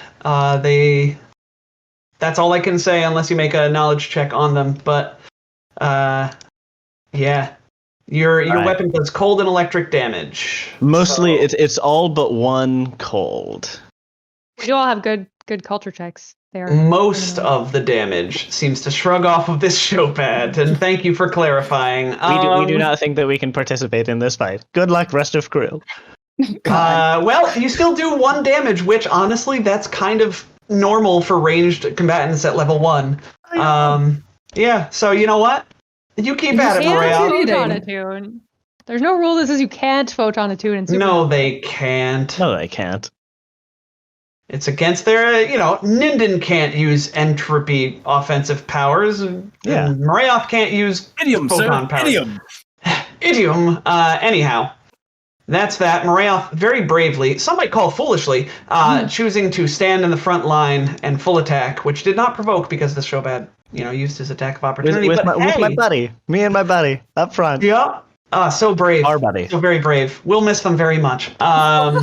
This blue Shobad one of them is going to this blue Shobad is going to in turn take a full attack, 1 on Marayoth, 1 on Gus. So the first one will go towards Marayoth, who actually zapped him. Oh no, Gus also zapped, but regardless, that is a 9 versus Marayoth's KAC. Marayoth dodges again, nimbly, continuing not to take any damage this entire series. Yep. Yeah, keep tuning that horn. Directed at me. That swing was directed at me. Bad news, Jet. These guys have to roll really poorly to miss you. That is a 24 on the attack roll versus Gus. So Gus, please take 7 points of damage. That was admittedly a 19 on the die. I still have a little stamina. Did Patrick write this book? No. Although, thank you again, Patrick, for your work. Credit where credit is due. Who wrote this book, Tom? Do you know off the top of your head? Off the top of my head. I can look it up if you're busy. Nope, I got it. B.J. Hensley. I have the PDF open. I just needed to confirm. B.J. Hensley. This is a tough first book. I think it's a great first book. Y'all are just doing fine. You gotta just roll better. Just roll better. It's been D20s. fun. We'll try to roll better. We got this. I was going to say, thank you. May I have another? It's been fun. It's just very, very scary. It's very scary. So optimize your build, and I definitely did not. Yeah. Level one is always lethal, regardless. But yes, I understand. Always. Catch, your turn, my friend. Catch got shot at. There was a what are they shooting at him with? Light reaction cannon, so it's just basically a giant Gatling gun. Yeah, big old slug throwers. Yeah. So this flying manhole cover just flies right past Catch's head, and he's just like, I don't think so. So he has enough movement to go around the box, so I don't actually have to vault. But I'm going to use that extra movement for cool points and say he vaults over the box instead, without having to roll acrobatics. I see your cool points. Yes. Athletics to vault over a box. Right. Yeah. No, that's what he's moving around the box. When he has more than enough movement, I am fine for flavor. Catch's head, he vaulted over that box like a beast. All right. Free action to drop prone behind the boxes, and then fires from behind the box at I see. Shot at him. Okay. That's a 17 to hit. EAC for 6 fire damage. Just fire. 6 fire and only fire at Shobad the Red. Yeah, it's the guy who shot at me. So red. Yes, that was red. All right. 6 points of fire damage. Excellent. Very nice. A palpable hit as your laser slug sort of just pings right through their right through a quick chink in their armor, so to speak. Auntie Nuna. All right. Auntie Nuna will run over to Sloane and be like, Sly, dear, are you all right? You're all right. Auntie Nuna, I regret to inform you that would provoke an attack of opportunity. No. Wait. No, you were... In feet? No. You were standing It's just north. outside. Oh, was it? Oh, okay. I thought she was standing fine. north. I apologize. Yeah. Continue. No, I remember when you said 15-foot reach. I'm like, okay, we're okay. Auntie Nuna dashes over and is like, Sly, you're okay. You're okay, dear. and you get that 8 back, I want to say. 4. 4. Oh, God, life is so hard. It would be nice. Level 1. Honestly, Gus probably needs it more. Okay. I only have 6 She's- stamina. Yeah. Yeah. I mean, so yeah, no, it's fine, Simon. It's fine. Alright, It makes total alright. sense in character. It does. It does. I mean, she went down into hit points. I mean, I guess Gus is now into hit points too. We all but- live in hit points. Yeah, I've Well- been living in hit points, but it's fine. It's fine. I still have 2 stamina. I'm immortal. Yeah, I mean, you're going to live forever, Gus. Don't worry about it. Okay, so that is Auntie Nuna's turn. Shobat Enforcer the Red has a lot of targets. Once again, his original Target-rich target... environment. It is. This is what we call a target-rich environment. Light reaction cannon. I should have put this in my notes. Is this a weapon that has the automatic feature? Oh no. Oh, no. I don't like No, that. no, it doesn't. It is just penetrating, which only You cares should have about asked- hardness. Sorry, I should have mentioned. Yeah. Oh, That was Don't worry that was my first weapon I ever played Starfinder with. Oh, the memories. yes. Our first characters. All right, We all so remember our first reaction cannon. We all remember our Don't first we? reaction cannon. You never forget it. yes, always never forget. So Red is going to roll a die. We've got Sloan and Nuna. So this time it'll be Sloan is odd, Nuna is even. Oh gosh. Shoots I at don't want to give Sloan. you these options. So we're going to shoot at Sloan with this light reaction cannon as the Shobat Enforcer levels it. Sorry, Nick, but Catch is a coward. That is going to be a 10 versus KAC. Miss. Yeah. That's all right. That's all right. He's just not very good with that cannon. He should really put it down and take out his pike. His poking No. pike. No, he should Sloan. No, he He shouldn't. should keep fire with that. Sloan, it is your turn. He's not going to get better if he doesn't practice. Ah. Yeah, Sloan's got a trick attack. Moving up Or a if little he bit. dies. but that's in range. I need to be 20 Yeah. feet, man. That would Right still be in range because they have a... Oh, No, yeah, I that's need to be in safe, 20. safe. They have Okay. 15. Yeah. all right. Yeah, there's all one. right. There's one band of safety. Yep, it's a I very really thin like band. In astronomy, we call that just the to the habitable end. zone. It's actually bad. Also known as the Goldilocks zone. Not too hot, not too cold. Trick attack. All right, give me that attack. Oh. Oh. No. Do we The have a reroll? worst No. luck today. I have terrible luck today. It's okay. I'm Do not we a have a real operative reroll? yet. I don't- Yeah, I was going to say, I don't know if I've seen Sloan trick attack successfully yet. No, I have. 4 levels, against, Nick. Don't worry. against the bot. Just 6. Yeah. All right. Yeah, I did get one, but I'm not gonna use a reroll on this one because I missed the. Yeah, Okay. I guess my damage is okay. All right, damage. I'll take this one from Patrick. This is more rerolls. Yay! All right, thank Make you it very much, rain! Patrick. You all, as always, our fans are single-handedly carrying our rules, and we Yes. salute you. That's a 17 instead versus AC. You know that hits. Who are you shooting, blue or red? Blue. All right. Blue is going to take a big 4 points of fire damage. Notably, it does not resist this as he winces in pain. And Gus, we are on to you. Gus is just going to just slam that pike into their side twice in quick succession, fishing for crits. All right. Pick, not pike. Right. Yeah, you have a pick, sonic sorry. pick. Yeah, Yeah, no, pick. I said sonic pike before, and that was my mistake. Oh no, twin eights! Oh, goodness Such good gracious. damage. Give a man no. a crit. He'll, kill for a day. That's 7 Teach a man to damage crit. for the first one. Should I try and re-roll? Do we have another reroll? But it would just be a flat 20 roll. I thought we. Oh no, Nick took it. Mm. Yep. Okay. All right. That's 2 swings, 2 misses, as Gus once again, sort of, to borrow Seth's expression, Star Wars kids, and just flails around with the seismic pick. Morath, what you gonna do, buddy? Blue has his attack of opportunity now, yeah. Sure does. All right, let's try to tumble away. Through It's going to require... Yeah, multiple times, yeah. 3.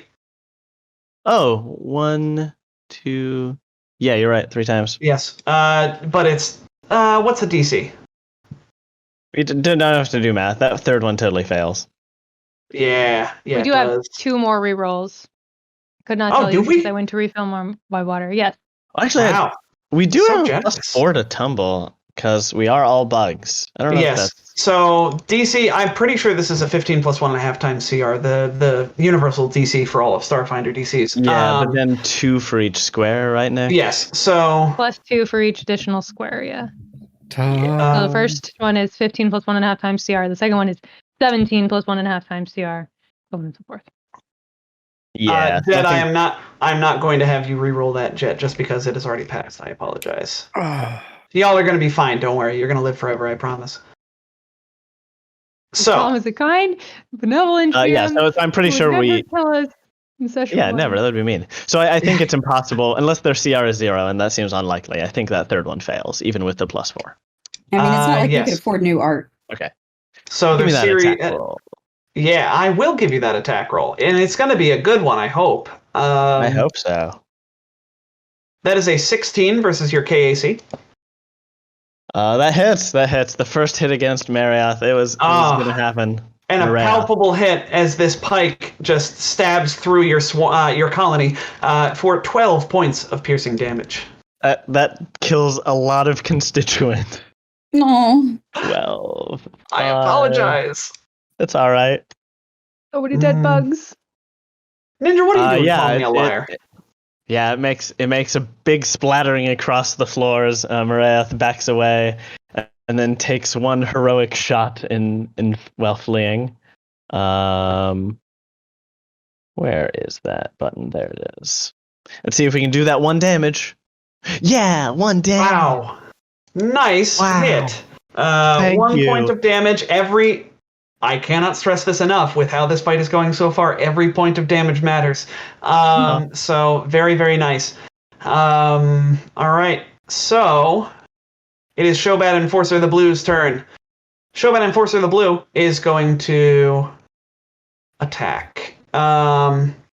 Me. Let's see. Yup, gonna attack you. So although Sloan has actually hit,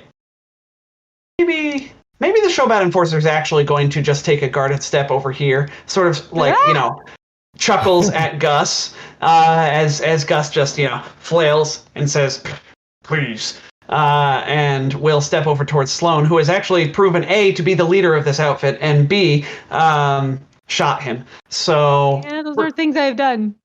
Those are both things you have done. These are facts. However, that is an 11 versus KAC. That is going to miss. That would have hit Gus. I am filled with regret, but not really, because I really don't want to kill you all in session 1. That would be super awkward. So you have to do a retcon. That didn't happen. But that's try again. Not how. All a bad dream. Yes, to use the Nick. Catch. We have health insurance and we get revived, but we're in debt because it's crappy insurance. Company forever. Oh my god. I hate it. We're paying for our clones and for the equipment we're using and to repair the equipment we're using, and we just owe the company for the resurrection spells. Oh god. Shoot this guy. That guy stabs at Sloan, and Ketch realizes that, okay, so Blue is who we're shooting at, I guess. And unleashes a volley of fire from behind the box. Full attack. Oh my god. So the first one is a 16. 16 to hit EAC for 8 fire damage. Oh, 8. Which I presume hits. That's 8 hits from Maria. But then I got another nat 1, so I assume something happens again there, Tom. Oh my god. You are so right, my friend. You are going to take for punishment. Yeah, you're going to take that 5 points of fire damage, which, equalizes to nothing, but your crit fail range expands by 1 again. This gun is now. No, it's up to 4, because remember, we've got a 1 and a 2 is peeking behind the curtain here. That was the agreed upon thing. That's right. Yep. So, you crit fail on a 4 now, my friend. Chance that I will no. crit fail. Got it. Ninja is suggesting that you could re-roll. Would you like this to be a thing? We do have This two is a rerolls. thing. Yeah. I would Wait. like to reroll. I would like to As avoid much as the increase Maria. of my crit fail. And in chance. fact, this one is from Drunk Fat Ninja for the pup date. So it's Hey. like for That you. it should go to. It really should go to Leaf. So It's only so fair. I earned it, is what I'm hearing. You earned it with the pup date. Yeah. No! It's not a crit fail. At least It's it's not a not- crit fail. That's true. So, that is going to be 8 points of damage.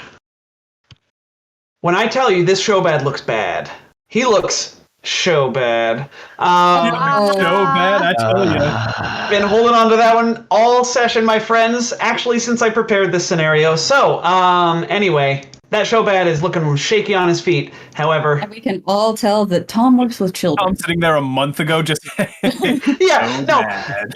you joke, but that's exactly what happened. So that is Ketch's All turn. All these Tom emojis in chat.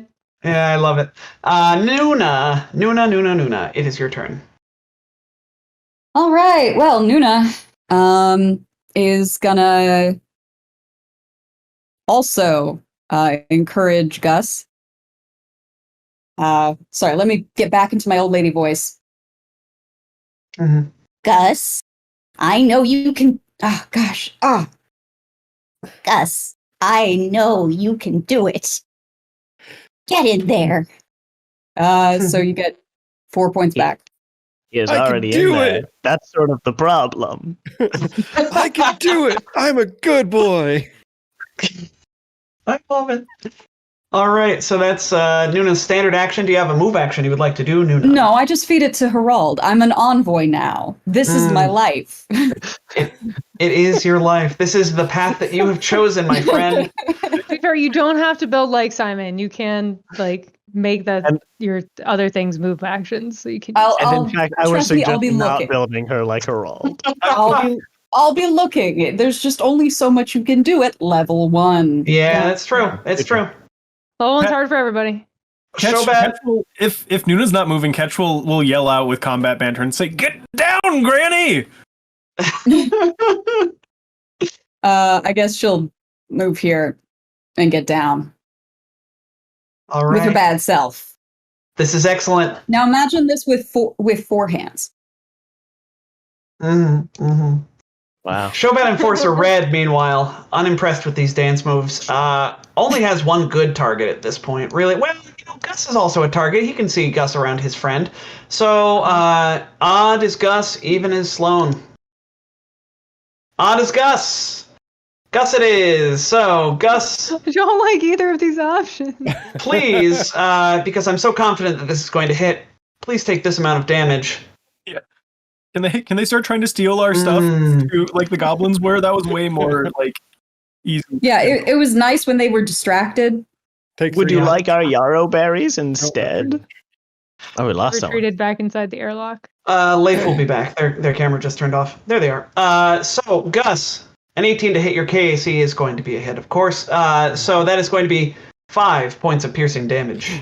I still have stamina. This metal slug just sort of hits you on your good shoulder, the one that can still, feel bullet holes.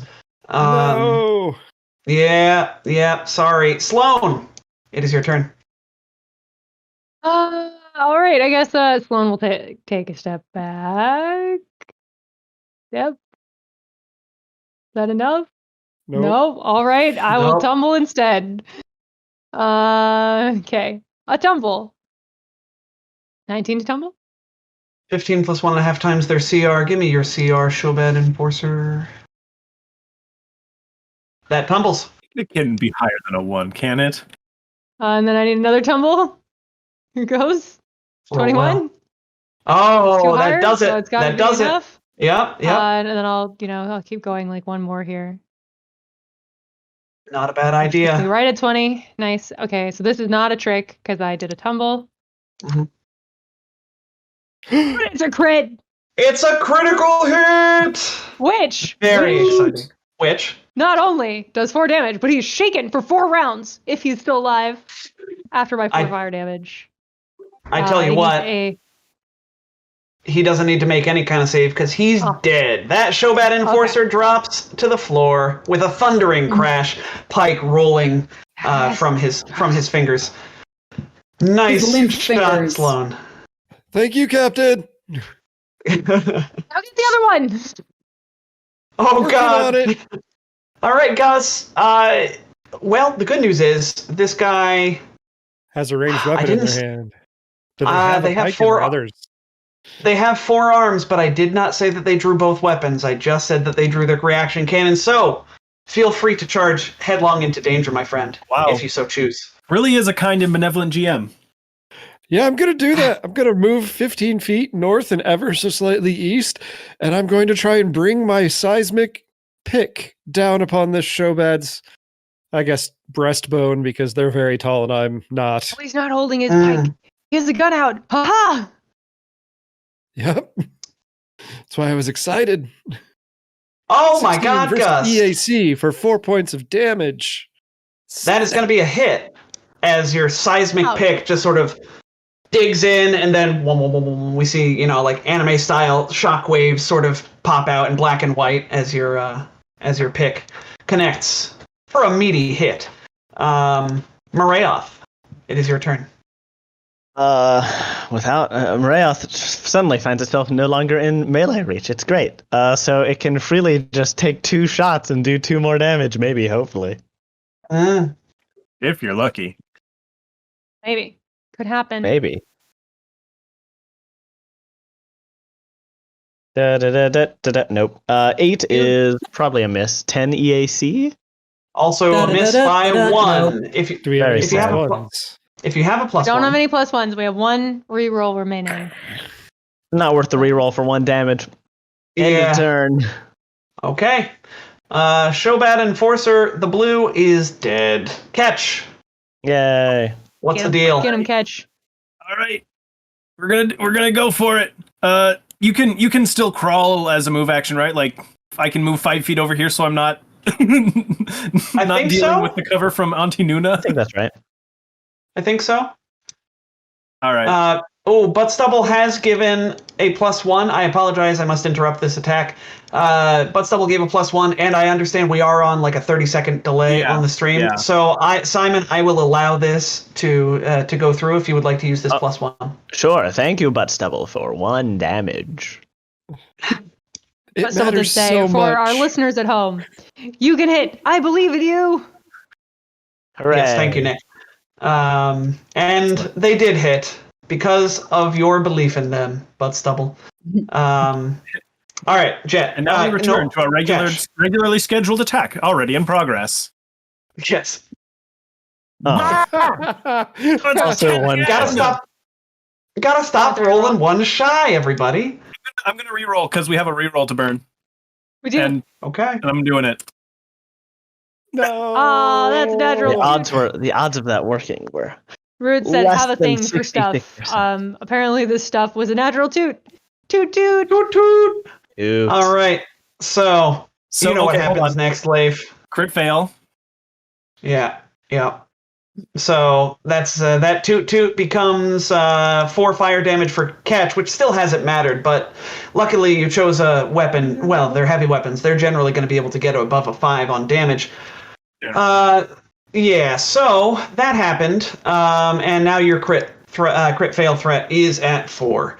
Of course, I will remind you, you could take a full action to bring it all the way down to a 2 again. Right. But that's too close to the sun. That's a decision for another turn, as it is now Auntie Nuna's turn. All right. Auntie Nuna will pick up the hem of her sweater and skirt and sort of move over here. So bottom 2 hands pick up the skirt. The other one has the gun. It's so much fun having 4 arms, you guys. Yeah.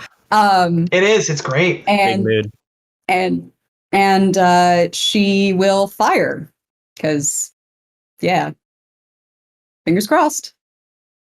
This is Yes! 16. Oh, heck of a hit! 5 points of piercing damage from Auntie Nuna, who has proven once again to be a crack shot with that pistol, which I love. So, 5 points of piercing damage. This Auntie Nuna's Shobad. seen some flame. It seems that way. That's going to be a pretty bad day for that Shobad. He's still up. Doesn't look happy though. Never looked happy to begin with, really. So Red Shobad is going to. He has a decision to make. Both of you hit him last round, so rolling an odd will be Gus. Even is Nuna. Odd is Gus, so he's going to draw his pike with his other 2 hands, which he definitely didn't forget that he had. And then stab Gus viciously with this tactical pike. Hello. Roll 20. Yeah. Oh. Oh. That is a 14 versus your KAC. That hits, no. of course. Of course. Oh, no. For Yes. 6 points of piercing damage with a minimum roll. I've still got some hit points. Okay. That's good news. This is good Oh, news. Gus. Sloan. A lot of my blood's on the outside, though. Yeah, your blood should not be on the outside. That is for sure. All right. Sloan is going to move with a trick attack up next to Auntie. All right. Come on, Trick. Believe in you. A 12 to hit EAC? No trick. Well, Not a real a operative 12 to yet. hit. A 12 to hit EAC will be a hit. For So 2. Count them. 2 fire damage. this guy looks half as good as he did before. Run the numbers. I have not been keeping track of my charges. Probably like half. Okay. So that's gonna be Sloan's turn. Gus. Finish him. Just go down. Gah, gah. Uh-huh. Yeah. Is that gonna be am I reading full attack here? Oh, I am. Yeah. Oh, Gus. Oh, Gus. Oh I no. know. Oh, Gus. Gus. Don't worry, Mariah can pull this out with. They have to hit twice though. I swear to God, Simon. So Gus, everybody gets to go. Need to know what your ass can do. Gus swings twice and misses twice. Marayoth, play to you. All right. Oh well. Nice. That's 1 hit, doing max damage of 1. Yes. Because little known fact, Shobads have cold resistance 5. Yeah, we got that. Yeah. It's awkward. I'm glad I remembered it. Looking at their stat block. So that is 1 point of fire damage, cold electricity damage, and once again, this guy looks half as good as he did before. We are on to Catch. You literally cannot do less damage than he has left if you hit. Okay. Come on, Catch. So Believe in just a you. full attack again. All right. So Do we I have? was- Are we completely out of our bonuses? I don't need you guys to give us more. I just want to make sure we use them up in the last 10 minutes. Yes, we're out. Okay. We are out. That's a miss and a Then- miss. That's a miss God. and another miss. That's Auntie a miss and a Nuna, miss and an If empty Nuna can just fight hit game. it. just clutch this, Auntie Come Nuna. on. You got this. Come on. No We pressure. believe in you with our heart of hearts. Oh, She gets a 7. no. Great D20 rolls, everyone. Great That D20 is a rolls. Great. 7 We did- versus we're- KAC. I'm going to look up stabilization rules. Yeah, you might want to do that in the last 10 minutes here. 8 minutes here, really. Man, coming down to the wire. Nice job, everybody. Real dramatic ending here. Oh yeah, As we're totally doing this for the drama. Yep, yes, yep. as we're All- pulling yeah, into the it's station all here. on Good act, everybody. We're following the script very nicely here. Shobad Uh-huh. is going to take 2 attacks. A full attack, you might say. One with his pike to stab Gus, and the other to shoot Auntie Nuna. So, Pike at Gus is going to be an 8 versus your KAC. That misses. That is a miss. Cannon versus Nuna. Ooh, that is a 17 versus KAC. Ooh, yeah, that hits. Please take 8 points of piercing damage. No. All right. There goes all of her stamina and down into hit points. Yes. Excellent. Good news. Oh, ranged attack. Gus gets an attack of opportunity. Oh, Gus. Yeah. Thank you for. I'm gonna describe this tactical faux pas as he was very angry that he's about to die, and so 14 versus EAC for 5 Sonic. Gus brings down this Shobad. Gus, how do you do this? I think that they turn their head and then they shift their aim with like their upper arms or whatever. And as they're distracted, Gus just brings that seismic pick up and just into the side of their face. It connects. It's very gory. I'm not going to describe it here, but a very excellent hit. And I mean, the way I described the damage, it would just be like a bunk, and then they'd probably just a little bit of blood out of the nose and the ears. There you go. Yeah, that's a good one. So how about what happens? Which happens first, the attack of opportunity or the ranged attack? Because he's making the attack, so he fires off, right? Like the attack happens. And then Gus gets his attack? Yeah, from what I understand is you don't, deny the attack even if you manage to kill them. Like, they still get that attack even if you've killed them with the attack of opportunity. Yeah. Okay, good. Excellent. So then Nuna still takes that damage. That's fine. Nothing needs to be rewritten. However, that Shobad is then punished for that in that foolish melee ranged shot. And we are out of combat, my friends, with these very... We have punished him. History does need to be rewritten. Attacks of opportunity are always resolved before the action that triggers them. Therefore... Wait, are you looking in Starfinder rules? Because Starfinder rules say resolve the reaction immediately. Oh, is that like an extra thing? The very last line. Attacks of opportunity are always resolved before the action that triggers them. Oh, awesome. Yeah. Yep. Technically. Right. Oh. Yeah. Well, okay. Oh, and that would make sense if you know you're casting a spell and then you lose your spell because you got attacked. That's true. Yeah. Okay, so Nuna gets back 8 points of damage. Awesome, she is untouched. Let the record show. Isn't that nice? So, with that, hurt. these Shobad enforcers lay dead at your feet. Oh, let me let you loot them. You get 2 recruit Shobad harnesses, 2 tactical pikes, 2 action cannons light with 6 heavy rounds each, and 2 cred sticks with 100 credits on them. Oh, nice. Yes. We're gonna buy some Mark 1 serums of healing. Etch is very interested in those heavy cannons, just as a point of,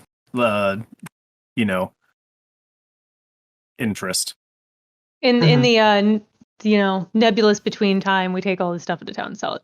Buy some stuff. Of course, yes. Good. Etch will disassemble one of the cannons and put it back together, and if anybody really looks too hard into it, they'll notice that it doesn't work anymore because he's taken a crucial piece. That's fair. That's fair. Good. So we're gonna leave it off here, my friends, because we are just about at time. Where we're leaving off is our intrepid shipping and receiving employees, our working stiffs, are on Akaton. They have 50 tons of yarrow berries plus 1 crate, which you are able to sell for that 490 credits. So make sure that that's on your loot sheet.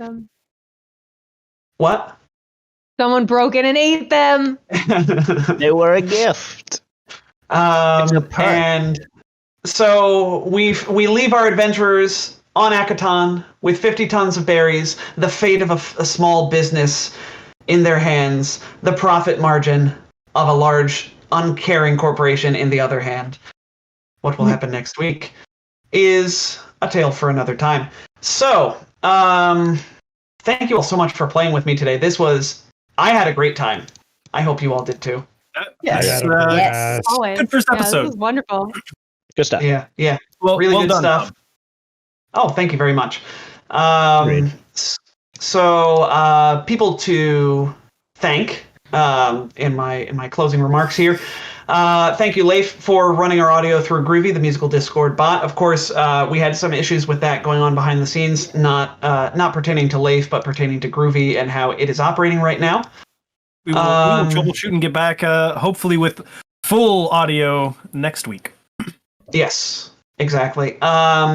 And specifically included in that music today for accreditation as necessary. I don't know if that's a word. Tabletop Audio for their excellent soundscapes. Dark Fantasy Studio for our battle music and other incidental music. And specifically at the very beginning of the episode, music for video libraries, royalty-free business background music on YouTube was used for that opening, the little promotional video vignette at the beginning. I hope you all liked that. I had a fun time picking that music out. Yep. So our fantastic character art was done by Anycola. She is at Anycola on Twitter. And from what I can see, she is accepting commissions right now. Commissions are open. So if you like what you see here, go talk to her. Fantastic art as always, and really good to work with to boot. Thank you, Nick, for our stream assets. Simon for running the stream. All of you for being here and helping me to weave a great story. Again, I'm really looking forward to where these characters go. Great party dynamic already. And finally, to you, the viewer and or listener, for joining us. We wouldn't be a show without you all. We would just be 6 nerds sitting on Discord talking to each other, which is still a great thing to do.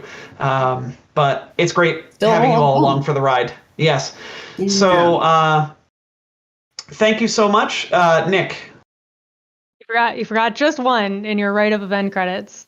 Shout out to Paizo for the AP and all the wonderful book assets. Yes. And what's the name of that author? You're gonna make me scroll to the top of the page again because I forgot again. BJ Hensley. Thank you, BJ Hensley, for writing this deliciously lethal opening segment of the AP. Yeah. It wasn't even really though. Like Table Talk, it wasn't actually that much more lethal than any other level 1 adventure. No. It was. You're entirely at the terrifying. fates of the D20. After going from level 12 and murdering things all the time, and also playing Ava and murdering things all the time, it's kind of nice to feel like my life is in danger. Yeah. If you want to talk more with us about lives being in danger, come on over to our Discord server. There's a link below the stream. We'll hang out in general and we will chat how scary today's scenario was. Yes, indeed. After we wrap up here. One more thing in this ever-expanding list of thank yous and notifications. New Cosmic Crit, as always, tonight. Check them out. They release podcasts every Sunday. If you aren't listening to them, what are you doing? Because they're also really, really cool. Maybe you might say, oh, we don't have enough time. You can find time. Cosmic Crit's great, and their episodes are only they're not 4 hours long like ours are, so they're a bit easier to catch up on, I might say. Because I know that's been intimidating to some people about our show. So doubly, thank you for sticking with us. And with that, I have rambled on long enough. I'm really good at talking. So say goodbye, everyone. Bye, everybody. And Simon, take us into the drift.